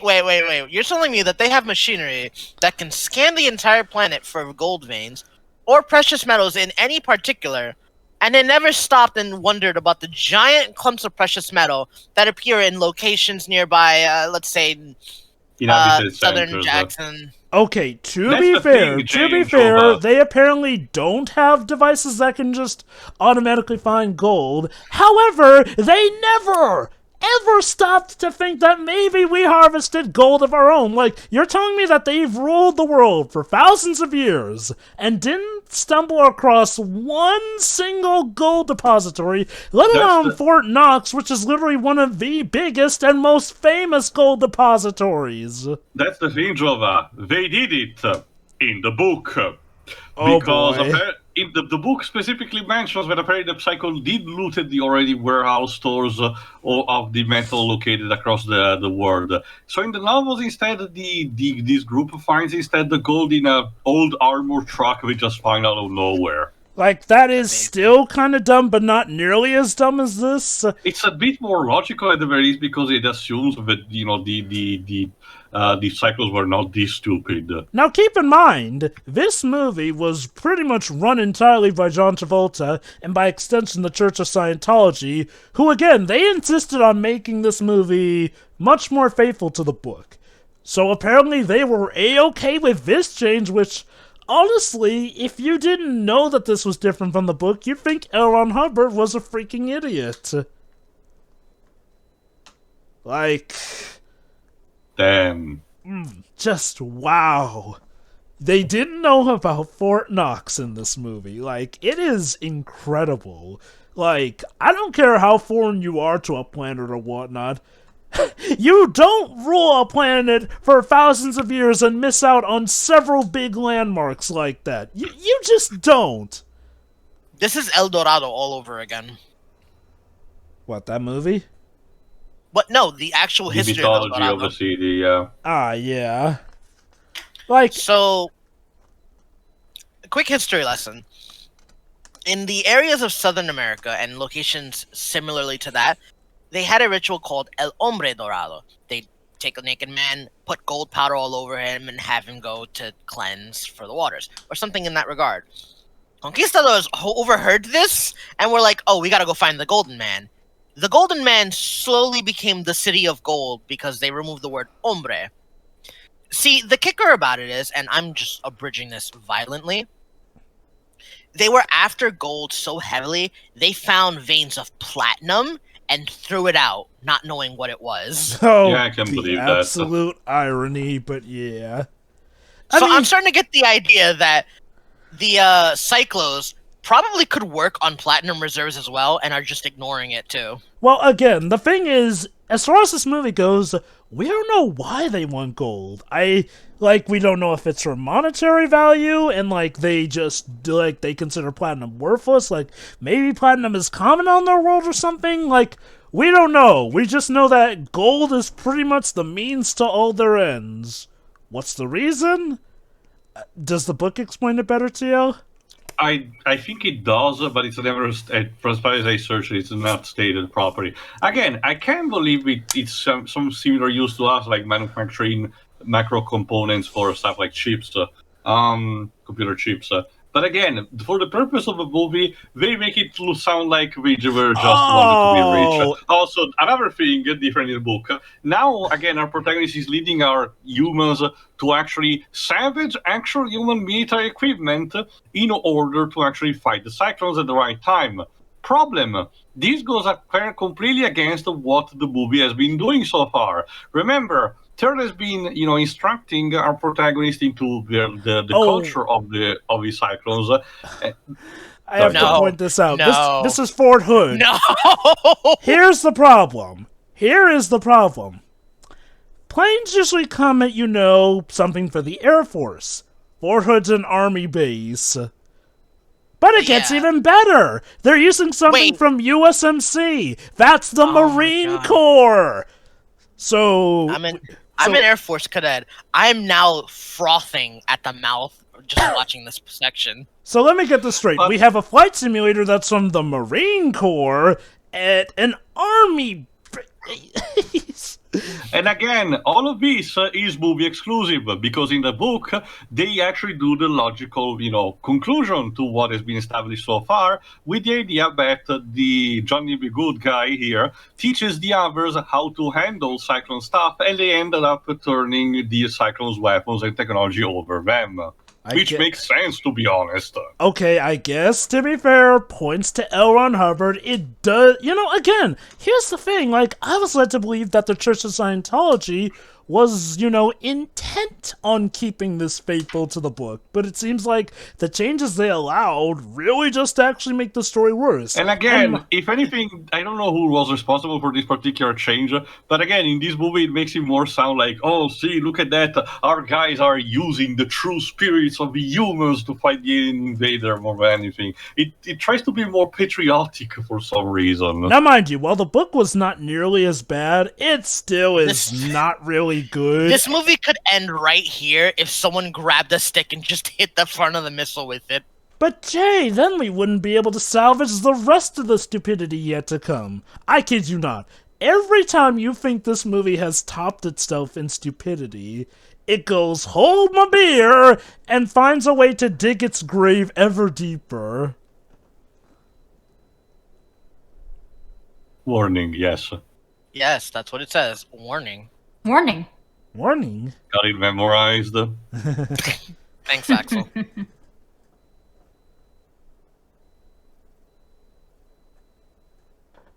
You did not just say the word Appendix A.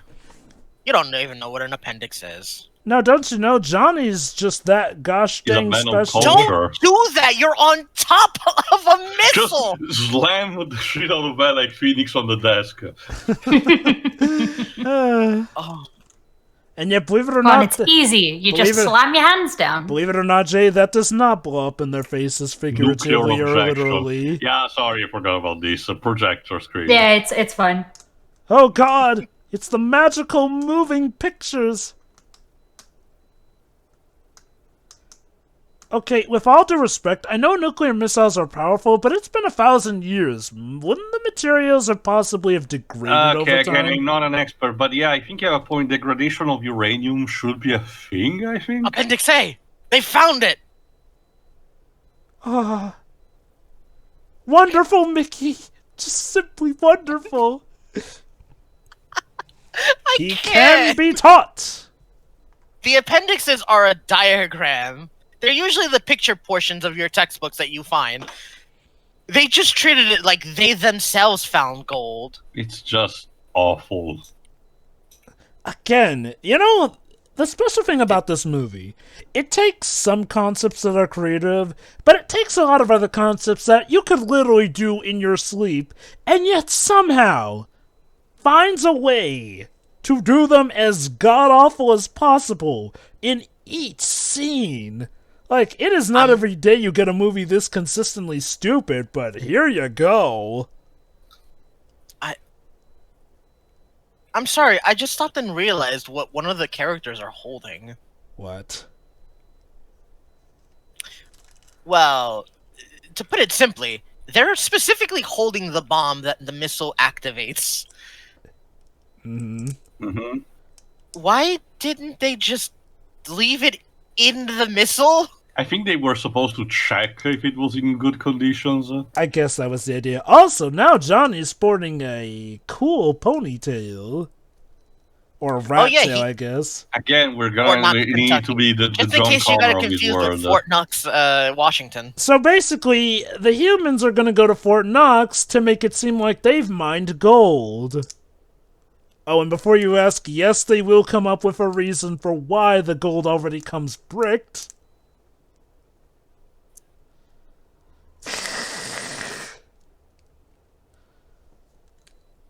There it is, the gold, all there, intact, not discovered.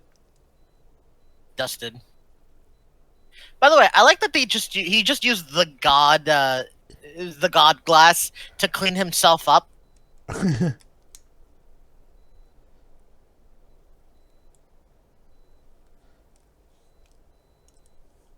You could bludgeon a thing with that. Yes. Now, believe it or not, Turl actually will be suspicious of the fact that the gold already came bricked. So, points there. Why is it in bars? Yes! Yes, just that.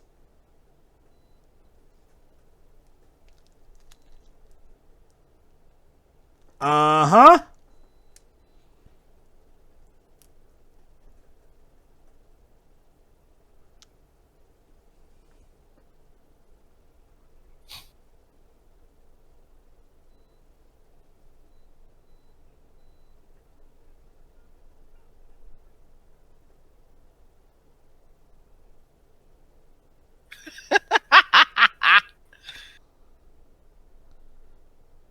I love that he still buys that they somehow found a way to smelt it into bricks.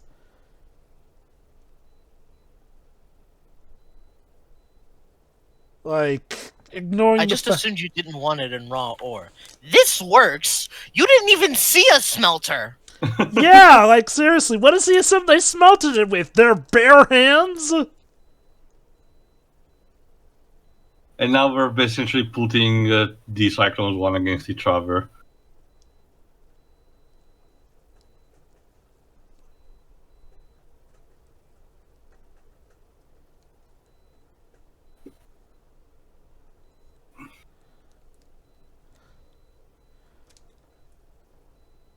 Y'all throw the word leverage around like a magic man. Not just that, as noticed by some reviews, when it comes to swearing, the characters goes as far as saying crap, but that's pretty much it. Oh, they never spend their one F word in this movie? Nope. Again, Wow. it really makes you wonder why Criminal. this movie was even rated PG-13, honestly. Alright.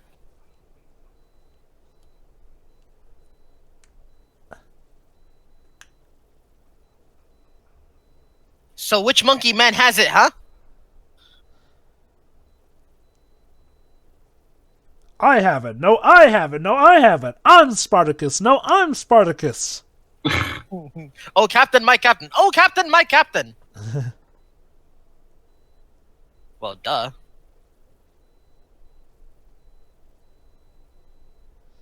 Again, honestly, give it to Curl. He's probably the smartest of the Psychos in this movie.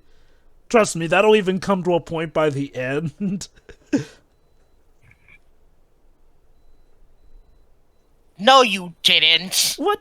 Again, What? sorry to Stop say, flirting with him. sorry to say, girl, you really don't have a personality in this story. Shiroi, Sucks to be you. yeah. Shiroi, I get the feeling that this movie doesn't really know how fate and destiny actually work. Also, It's just saying words. Also, John Travolta is literally storing away bars of solid gold inside someone else's tomb. Just burrowed him. That can't be good for their value. The gold or the body? Yes. Is this how... I Like a wonder- well-oiled machine, you two. I wonder, is that how John Travolta wants to be buried? Just with bars of solid gold, that's a bit too much. I mean, isn't No, that no, kind let him. I'll know then where to dig up next in like 20 years. Tio, isn't going too over the top kind of Travolta's thing? Suppose. I mean, this is not to say that the man can't turn in a good performance, but... oh boy. He's a special one.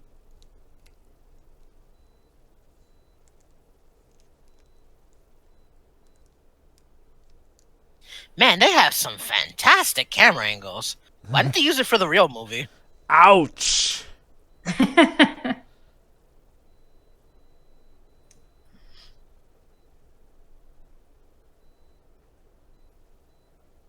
Mm-hmm. Which one gets the 80? Okay, There you go.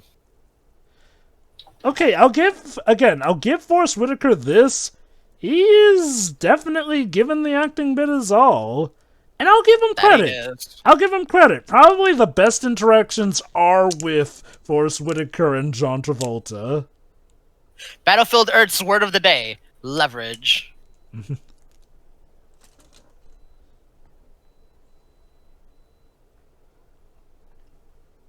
Blasting him.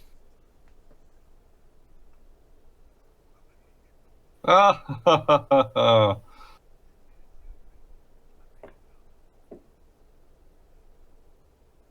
What is happening here? They're now basically... blackmailing each other, essentially. While one of them is completely off his face. Yeah. Mm-hmm. Best time to argue with someone. Wait for it.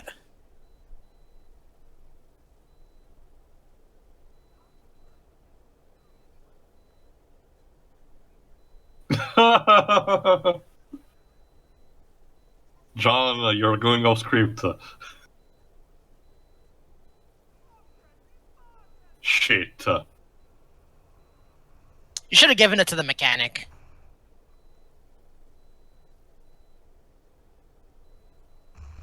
Oh. Wow, that cauterized your arm!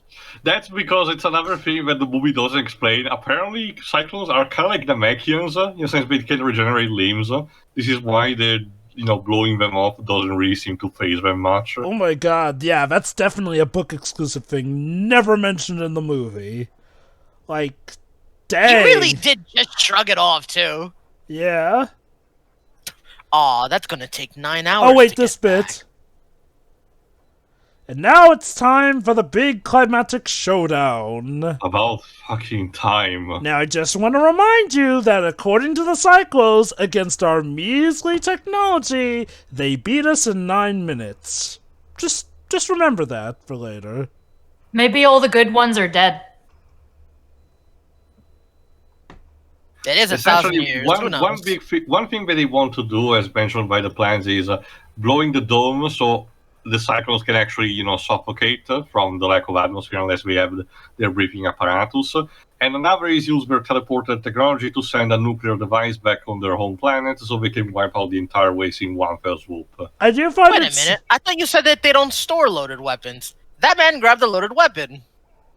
Well, you see, this But this one's for the plot. And yes, they Of course Oh, the black actually, guy no, I dies.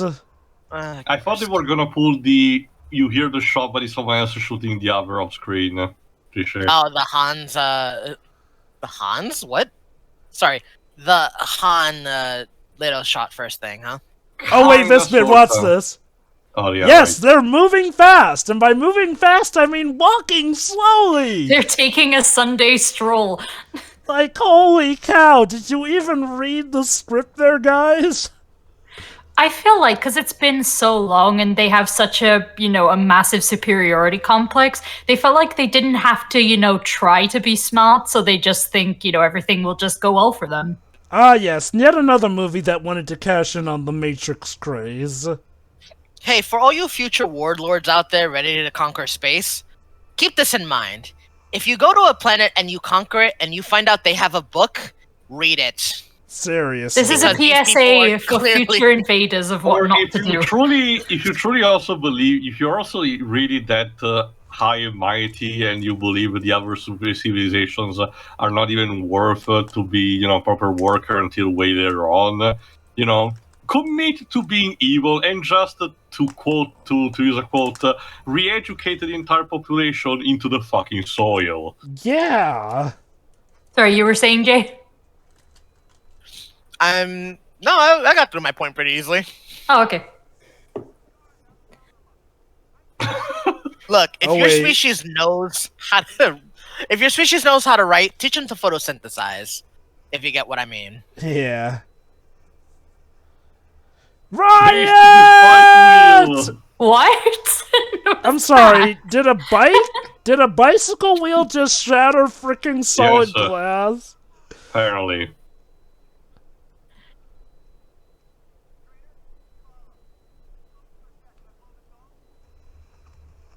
For Yeah, as we're a much bit busy here. For as much as the Cycles love their weapons, I guess they must have conveniently have made weapons that don't react to the incredibly volatile environment that they live in. Because keep in mind, just one bomb exploded on their planet's atmosphere can destroy their entire planet. Because of a chain reaction, ideally. And yet we see them have all these weapons, like maybe they developed them off-site or something, but it's asking quite a bit of the audience when the movie has already asked so much of their patience.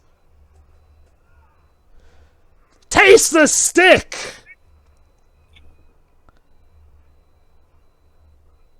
If we shoot it in slow motion, that'll make it look epic, right? Absolutely.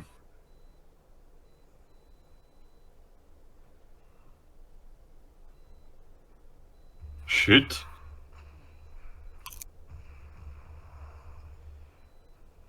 So when does the epic actually start? This is the Jay, epic. we're afraid to tell you that it has already begun. Yeah. Crap. Oh, he's packing heat, yo! No. Wait. Seeking missile. Again! That Again. Okay, Oh, that no, green no, screen no, is no, no, no, no, terrible. no. I just want No, to no, back up a second. If that can work, you did not conquer the planet in 9 minutes. That's exactly my point, Jay. They go on and on about how, oh, they conquered us in 9 minutes, yet we are clearly seeing the humans beat them with human technology. And mind you, these are humans who haven't even had proper training. Guys, remember those jets that they got training with? Yep, they're in them now, and these jets are going to wipe the floor with the Cyclones. Especially now that they're being handled by what was one of the tribes that was living, properly in the wild, which only got very few days of training in the simulator. And yet, so... You know what it is? What? These space capitalists won the war, but it was a grueling effort. However, in order to keep morale, they made sure to write it that they only won in 9 minutes. You know what? I will take that. The sad thing is that It was actually 9 years. even if they included that, it wouldn't be enough to save the movie at this point, but God, would it have helped. You know the sad... Egoist space capitalists. God, there are so many Scientology jokes that could be made off of the stupidity of the Psychos and the hypocrisy. I keep getting surprised how restrained they managed to get, unless the book really was, and they managed to avoid doing that for the adaptation. Okay, in terms of why they kept it restrained, like, Hollywood still has a big no-no against Scientology, so if there were any references, they probably had to. All the same, though, if they were trying to make Scientology look good with this movie, that may be even more embarrassing than when FIFA tried to make themselves look good with United Passions. But once again, the composer is clearly trying. Yeah. God. Stay on target. I don't know why well, I do know why I'm reminded of this, but if you guys ever wind up covering W.S. Anderson's Monster Hunter, let me Not on yet, for that though. one, because I gotta tear it apart.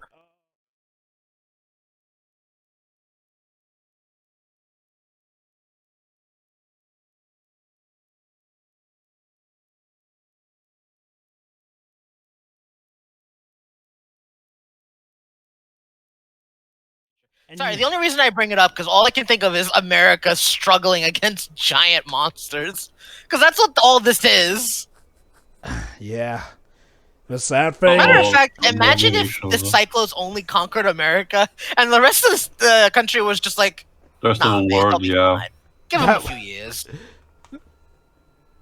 No, not that guy! That's the problem, Jay, with a lot of these stories. Like I said, the authors only care about what's happening in the continent of their choice. Everywhere else in the world, whatever goes, I guess. Yeah. Like, again, even if you don't like it, one thing Independence Day did do very well was actually making it feel like a world-threatening event by covering stuff happening across the globe. That minor montage towards the middle, and to showcase the rest of the world stuff. But to be fair, most of the action is centered around what's happening, to Washington and Air 51.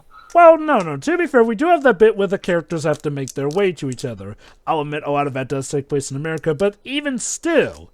Like, the movie at least have the courtesy of showcasing some stuff around the world. Again, not this one. It's like Jay said. I kind of feel like the idea of it is the Cyclones, whatever they're called, went down to America, took them out, and the rest of the country reciprocated it by turning off their lights and going into the bunkers, so the rest of the country looked dead. You know the sad thing? Given how dumb the cycles are, I could easily see that working.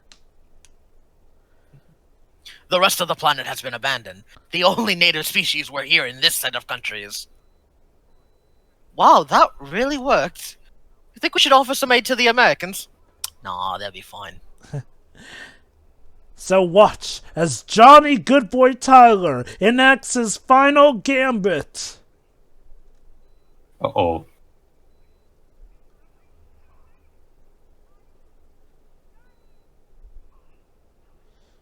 Starting to think you maybe should have killed him now, Turl? Boom. No. Ooh, nice fireworks. That's probably where the budget went. Actually, that is the cleanest looking explosion in this entire movie. The 77, I mean, a 44 million. And yet it's not enough to break the dome. You know what's the funny thing? Like, whether or not you go by the fake budget or the actual budget, this movie was still a colossal financial bomb. It gives an extra push. Oh, is it time for the heroic sacrifice? Is it time for the heroic sacrifice? Yes. John, you need to stop believing you have a role in this movie. No, don't you see? I am the main actor of this movie, after all. Exterminate all man animals that will. I feel like that's what you should have been doing the moment they A started. long time ago, yes. Again, my question, why did you even bother keeping them as animals? It's not like you were using them as personal pets. It really feels it was just for the lulz, because again, they had no practical use. They did not care about their culture. They did not want it to use as a slave labor force. They did not even have them as pets. They just were there. Like, say what you will about humans, but I'm pretty sure if we found a way to be able to communicate with animals, we'd probably use that. These guys have the technology, but only now that they decide to do it, only to one, mind you, and possibly the worst choice to do it to. Alright, Carl is gonna do the heroic sacrifice. Oh, right, that guy. Again, like I said, he was there from the beginning, to be honest, Jova. Again, I honestly don't feel like he really has that much of a personality, though. But regardless, though, he is. I'll say it again. I still can't tell one from the other. Wait, it didn't go off. Not yet. We gotta time it just right. Also, where did the music went? Oh, Johnny's girlfriend is packing heat. Oh, no, I still can't understand their weapons. Yeah, and we're so impractical. Come to the idea of it being sonic pulsing. Okay, I like think if their ammunition really is solar power, then the only advantage is that they have unlimited bullets. The weaponry that we're using right now can fire multiples in a second. Yeah. There is no way that they can. Oh. Yeah. Oh no. Again, heroic sacrifice. But yeah, the humans are doing pretty fine with just their own conventional weapons. 4, 3. Oh, he forgot to count. He's out of time. Now, to be fair, it's not timed. He's doing it for just dramatic effect. Courage, yeah. Piece of cake. Boom. That should do the trick. Yeah.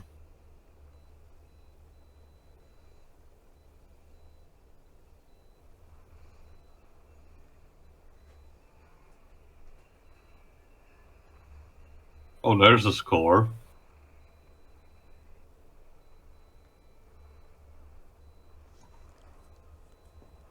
Conveniently, that landed on the Psychlons and none of the humans.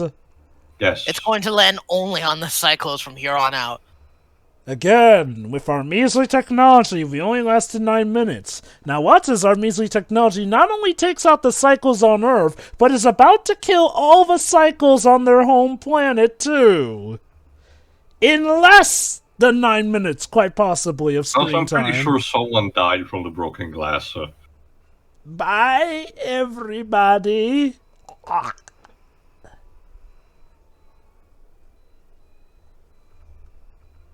That looks more like ice cubes than actual glass. Yeah, it kind of does. Ah, my teeth are chattering already.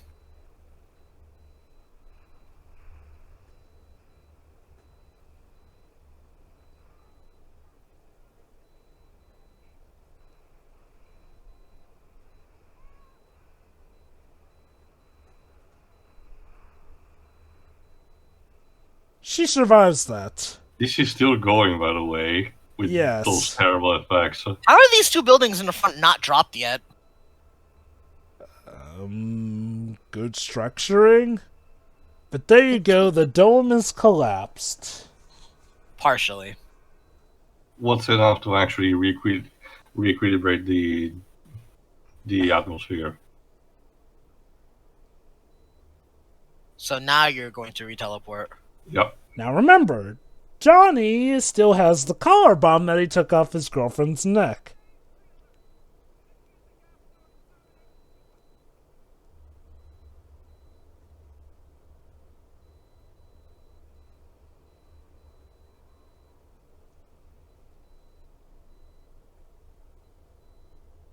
Okay, purple. You can tell that's how we're on the Cycle world when they do that shot.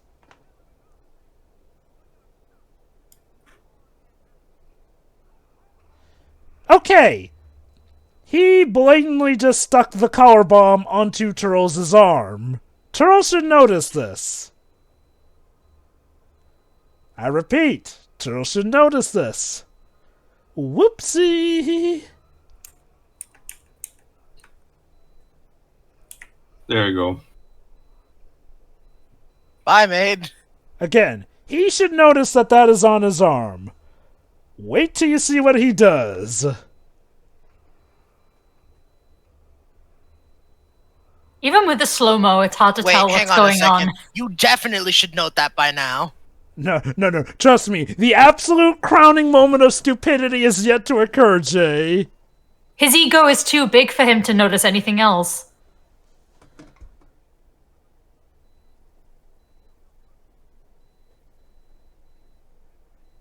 The collar bomb is on your arm! You moron. He blows his own arm off! He blew his own arm! And he still shakes it off. This moron! This absolute idiot moron! How did you not notice the thing was around your arm? Like, that's like not noticing a snake strangling you! Snake, it's a scarf. Yes. Now it's time for one more heroic sacrifice. Yep. With that nuclear payload. And with that, mind you, human technology, the entire Cyclohome planet was just kaboomed. That's ridiculous. I guess this is what This is an Marvin entire Marshall was planet of mentioning war like about the the Daleks, earth-shattering kaboom. And now it's just been turned into a sun. And blown up. No. That takes care of that, I suppose. I suppose, yeah. Maybe. Which means, how are we gonna end now? Would you believe that they were actually expecting a sequel? Again, I'll mention They were? Well, mentioned before the final thoughts, Jay, don't worry. Oh, there go your sticks. The sun, we already seen it so many times, but it's so beautiful now.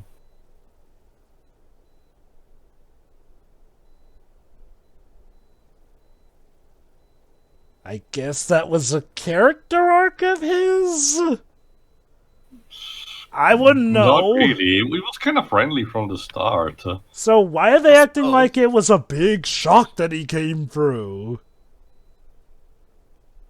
Yes, the romantic scene. Again, they showed so little for this character. I feel like they were gonna go for a kiss, but one of them rejected it and just went in for it a instead. movie this long There we and go. with such pace, how did you screw up something so important as the love interest of your main protagonist? So far, the only thing PG-13 wise of this movie is the fact that Turl actually got his arm blown off screen. On screen. Without droplets of blood of any kind. So arguably this could still go for a PG rating. Okay, I honestly don't know if this is the same way this momentum was treated in the book, because again, Fort Knox is not even mentioned. Yeah, why in the don't equation. you? It's a good question. Allow me to give a stupid answer. You really, really don't know what that word means. No. He actually does mean it. But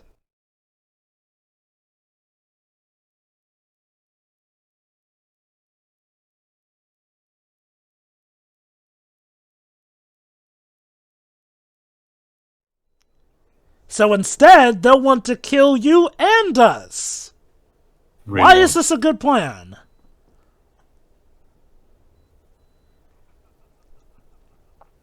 Something's coming up behind them.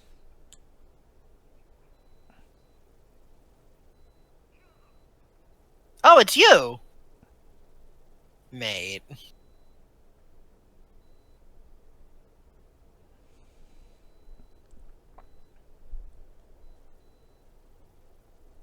Thank you. Like I said, Curl's the smartest Psycho in this movie. He realizes that siding with the Psychos is a dumb maneuver, so he just goes with the humans. I fixed the problem. It works now. So, Loaded it.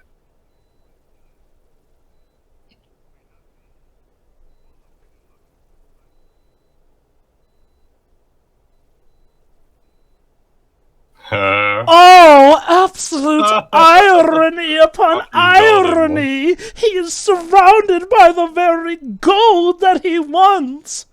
Ah ha ha ha! Get it? Did you get it, audiences? We'll just hang on the shot in case you didn't get it! Also, how much of actual gold is in Fort Knox? And yes, that's the Star Wars wipe that ends the movie. So anyway, no post-credit scene, but let me tell you, if you paid attention, during the shot of the planet Cyclo exploding, there was one single ship that managed to teleport away right at the last second before the planet blew up. That was supposed to be your sequel hook, because apparently, guess what, guys? This movie adapts only half of a book. Yeah. Despite, again, all this stretching, we only technically are halfway through the story. The rest I of was it about to say, really? The rest is about to deal with the remaining sects of resistance that actually reach Earth, which, lead to the actual title battlefield for Earth, because when you get down to it, in this case, it was just a small place in the middle of America instead of a global scale like Independence Day. But yeah, there were plans for the sequel, but because of the bombing and the critical failure, they essentially decide to forget entirely about this movie. And I get it that this is one type of story that Hollywood doesn't even care about rebooting these days. Oh, by the way, you were wondering, about 57% of the U.S.'s gold is in Fort Knox. Damn. Yes. Okay, that's actually a lot. Again, and they did not notice that. Yeah. But yeah, that's pretty much it. No post-credit scene, so John Travolta will probably not be invited to the Multiversus initiative. Still, to the newcomers, the first final thoughts. Shirai. That was more boring than bad, to be honest. Really?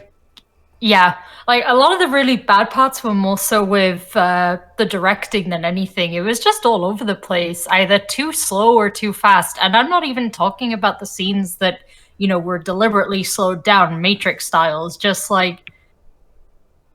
everything is just so drawn out. The fight specifically at the end, the one with everyone, that's they were taking their sweet time with everything.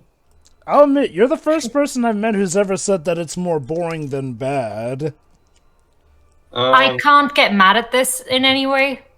I can get. Yes, it is bad, but it's I'm more bored.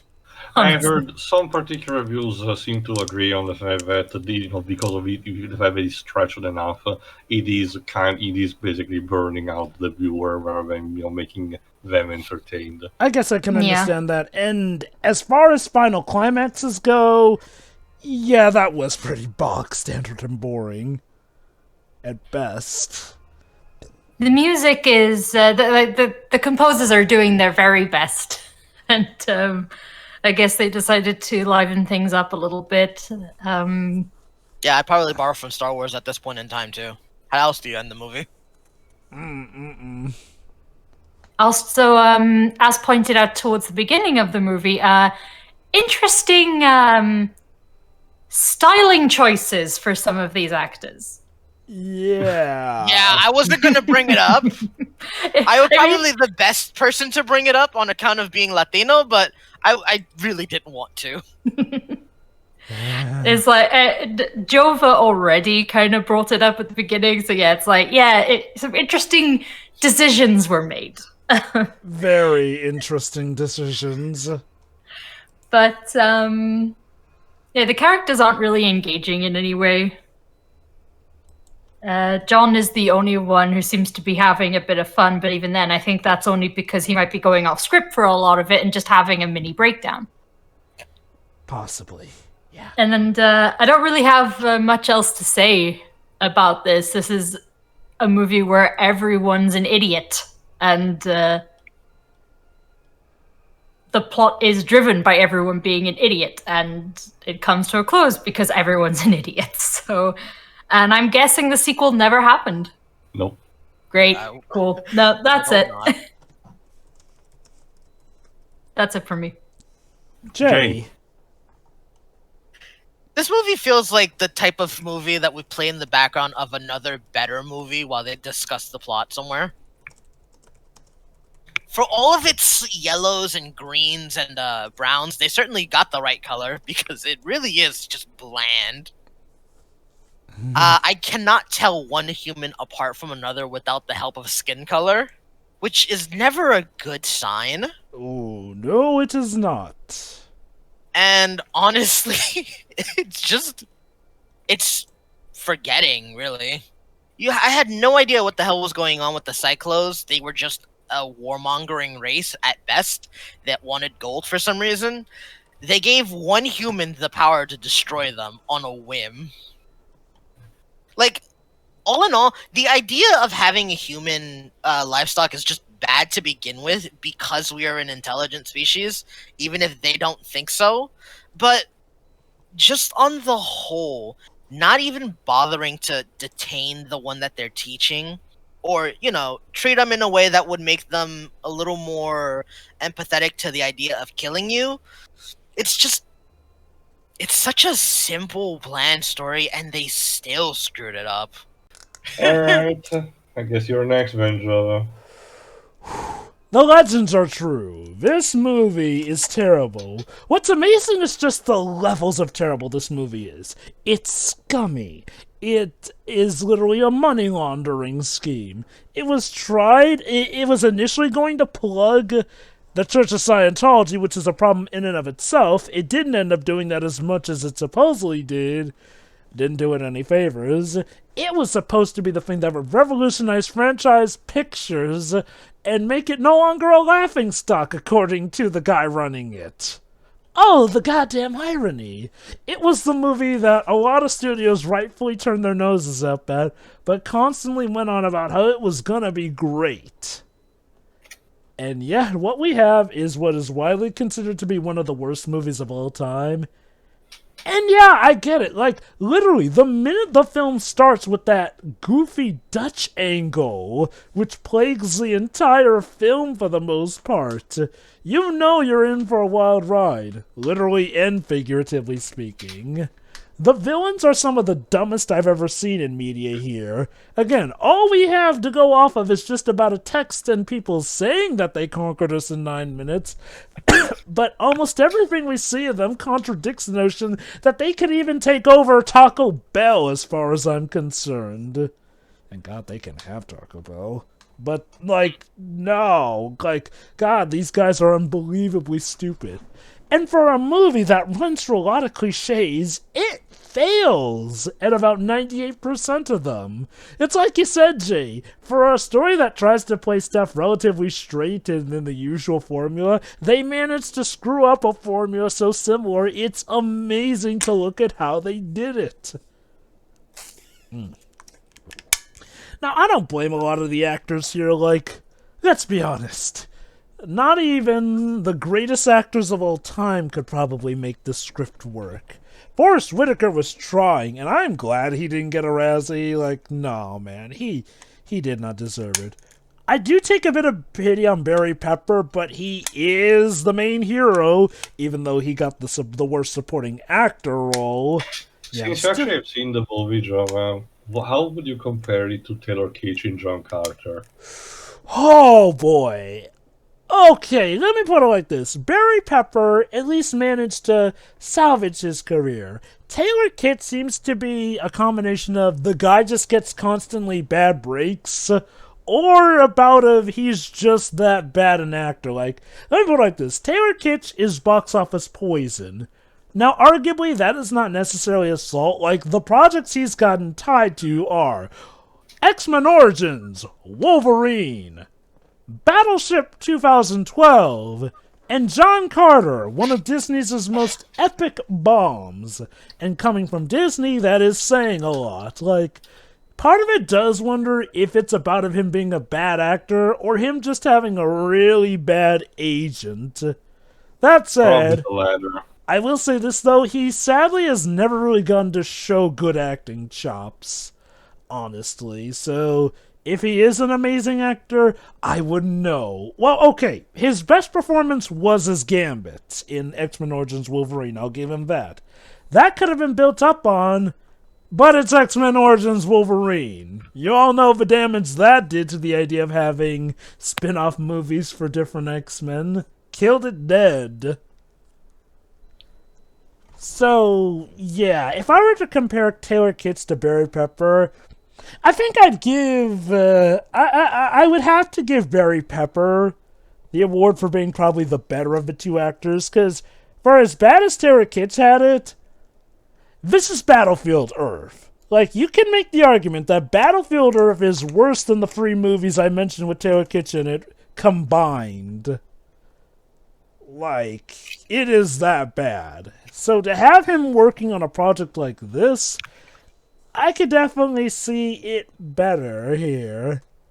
Like, and mind you, despite the fact that he did have some acclaimed supporting roles, like, Saving Private Ryan or The Green Mile, Battlefield Earth was Barry Pepper's first ever leading role in a major blockbuster, and sadly, it was his last. Oh, sure, he still shows up in films, but mainly as supporting roles. And again, while I do love him in The Lone Ranger, he's not the main villain of that movie. Doesn't even really start off as it either. Which, yeah, no, I'm gonna be honest, I feel incredibly sorry for Barry Pepper. Like, imagine if your big break was like, well, this movie. The fact that he even has a career is still amazing. At least John Travolta could say that he had a good run, before he had that downward spiral. Barry Pepper, sadly, might never get that major leading role time. And then there's Forrest Whitaker. Like I said, I'm just happy that he came out of this relatively unscathed. He came, got paid, gave again, probably the best performance he could in that regard. Left. Thankfully is still doing good career-wise. Loved him in Jingle Jangle. But, yeah, no. Look, if the actors are bad but trying, Lord knows John Travolta was trying, the set design is the exact opposite. It is god-awful. And it feels half the time like they weren't even trying. They can't keep consistent on the audio editing. They can't keep consistent on the visual editing. They can't keep consistent on, well, almost any bout of editing, really. The only thing that they're consistent on is that stupid Dutch angle. Like, yes, congrats, the one thing you're consistent on is a thing that's a detriment to the movie. Bravo! Well done. Like, you would almost think like they were trying to make the perfect movie to fail. Like, except... Thanks for reminding me to fix my audio mixing, by the way. All the same, like, again, I expect better. Yes, even in the year 2000, we expect better. Hell, in the 90s, there was better editing than this. And yet, supposedly this was a big blockbuster. Oh wait, that's right! This movie didn't use nearly as much money as they initially claimed they did. Oops. Again, you gotta admit, it's just kind of... It fits almost too much. The movie that the Church of Scientology was backing turned out to be this scummy picture that was doing a money laundering scheme while they're doing it. So many jokes could be made about it. It's too damn easy. But no. Again, I will say this. This is a movie that you come to roast. I do not recommend coming to see this to genuinely have a good time. Even if you try. If you try to have a good... Look, if you try to see this movie as genuinely a good time, I am sorry, you're likely to be disappointed. Because this movie does drag a lot. Now, if you're just looking at it to roast on it, you may not notice the dragging as much. But by God, it still does drag all the same, as Shiroi pointed out. Like, no, this is, without a doubt, one of the most magnificent catastrophes in the film industry ever. Like, it deserves to be studied on how not to make a film in so many ways. So much so that this movie is probably the reason that John Travolta will never see as high a position in the film industry as he did with this movie, being the executive producer who pretty much controlled everything with the amount of pull he had. And as we mentioned, this pretty much killed any hopes he had for the sequels. Because, yeah, they had sequels in the pipeline. And, yeah. Something tells me it weren't going to be good. I mean, and with a troubled production like this, it just feels like the perfect bow on it. And mind you, this isn't even technically the end of the story, since this movie is technically the reason that Franchise Pictures gets sued into bankruptcy. So it's like what goes around really does come around. And mind you, while Roger Christian sadly does deserve some ire, the DVD commentary did make it clear that it was John Travolta who was pretty much in the driver's seat. Like, considering his status as the driving force behind the project and possibly the writer of the script, you almost wonder, why wasn't John Travolta the director at this point? He's not a very good driver. You can say that much. No, not based off of this movie, no. Oh boy. Keep in mind, guys. I can't imagine being the guy who tries to sell Barry Pepper, and any director going, "What, the one guy from Battlefield Earth? That must suck." I just want you guys to keep in mind, one of the studios that dropped this project was 20th Century Fox. This movie was this close at one point to end up becoming a Disney property. And keep in mind, 20th Century Fox are not exactly always renowned for their smart decision-making. They're the same chuckleheads who thought that The Predator, tasteless film that was a good idea. Yet even they had the common sense to drop this movie. And yet they greenlit Independence Day Resurgence. Yeah, that's a whole nother... That is a whole nother can of worms. But no, it's Battlefield Earth. It's as bad as you've heard, and then some. Which leaves the final thoughts to you, Tio. I'll be very short to just end this because this is not far enough. This is just as bad as the last time. I argue the pace has become slightly better with a second look, but it's not much. This movie drags way too much for what it needs to do to tell. It makes you feel like it's over by halfway through, but nope. And it's a story that tells only every point of a book. It's a shame because the premise in itself is not really that bad, but there's a lot of contrivance, and the way the movie looks and performs certainly do not help. You want to know what's ironic? You know how we talked about how this movie was the cause of a legal case that bankrupted the studio? Ironically, the whole idea was held off because, believe it or not, this movie could have been made by L. Ron Hubbard himself if he weren't in legal troubles of his own at the time, which made it impossible to finance the movie. So technically, this movie's story starts with legal troubles and ends in legal troubles. That is just So to quote George Lucas, it's like poetry, it rhymes.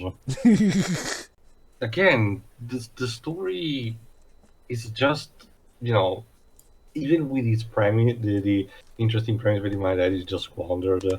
The actors do not really take much seriousness into the characters, but unlike in stuff like, say, Wild Wild West, it's not even that over the top that you can enjoy it too much as a comedy. There are those moments, like John Travolta chewing the scenery, but there's so too few in between for one to properly, watch the entire movie to enjoy them.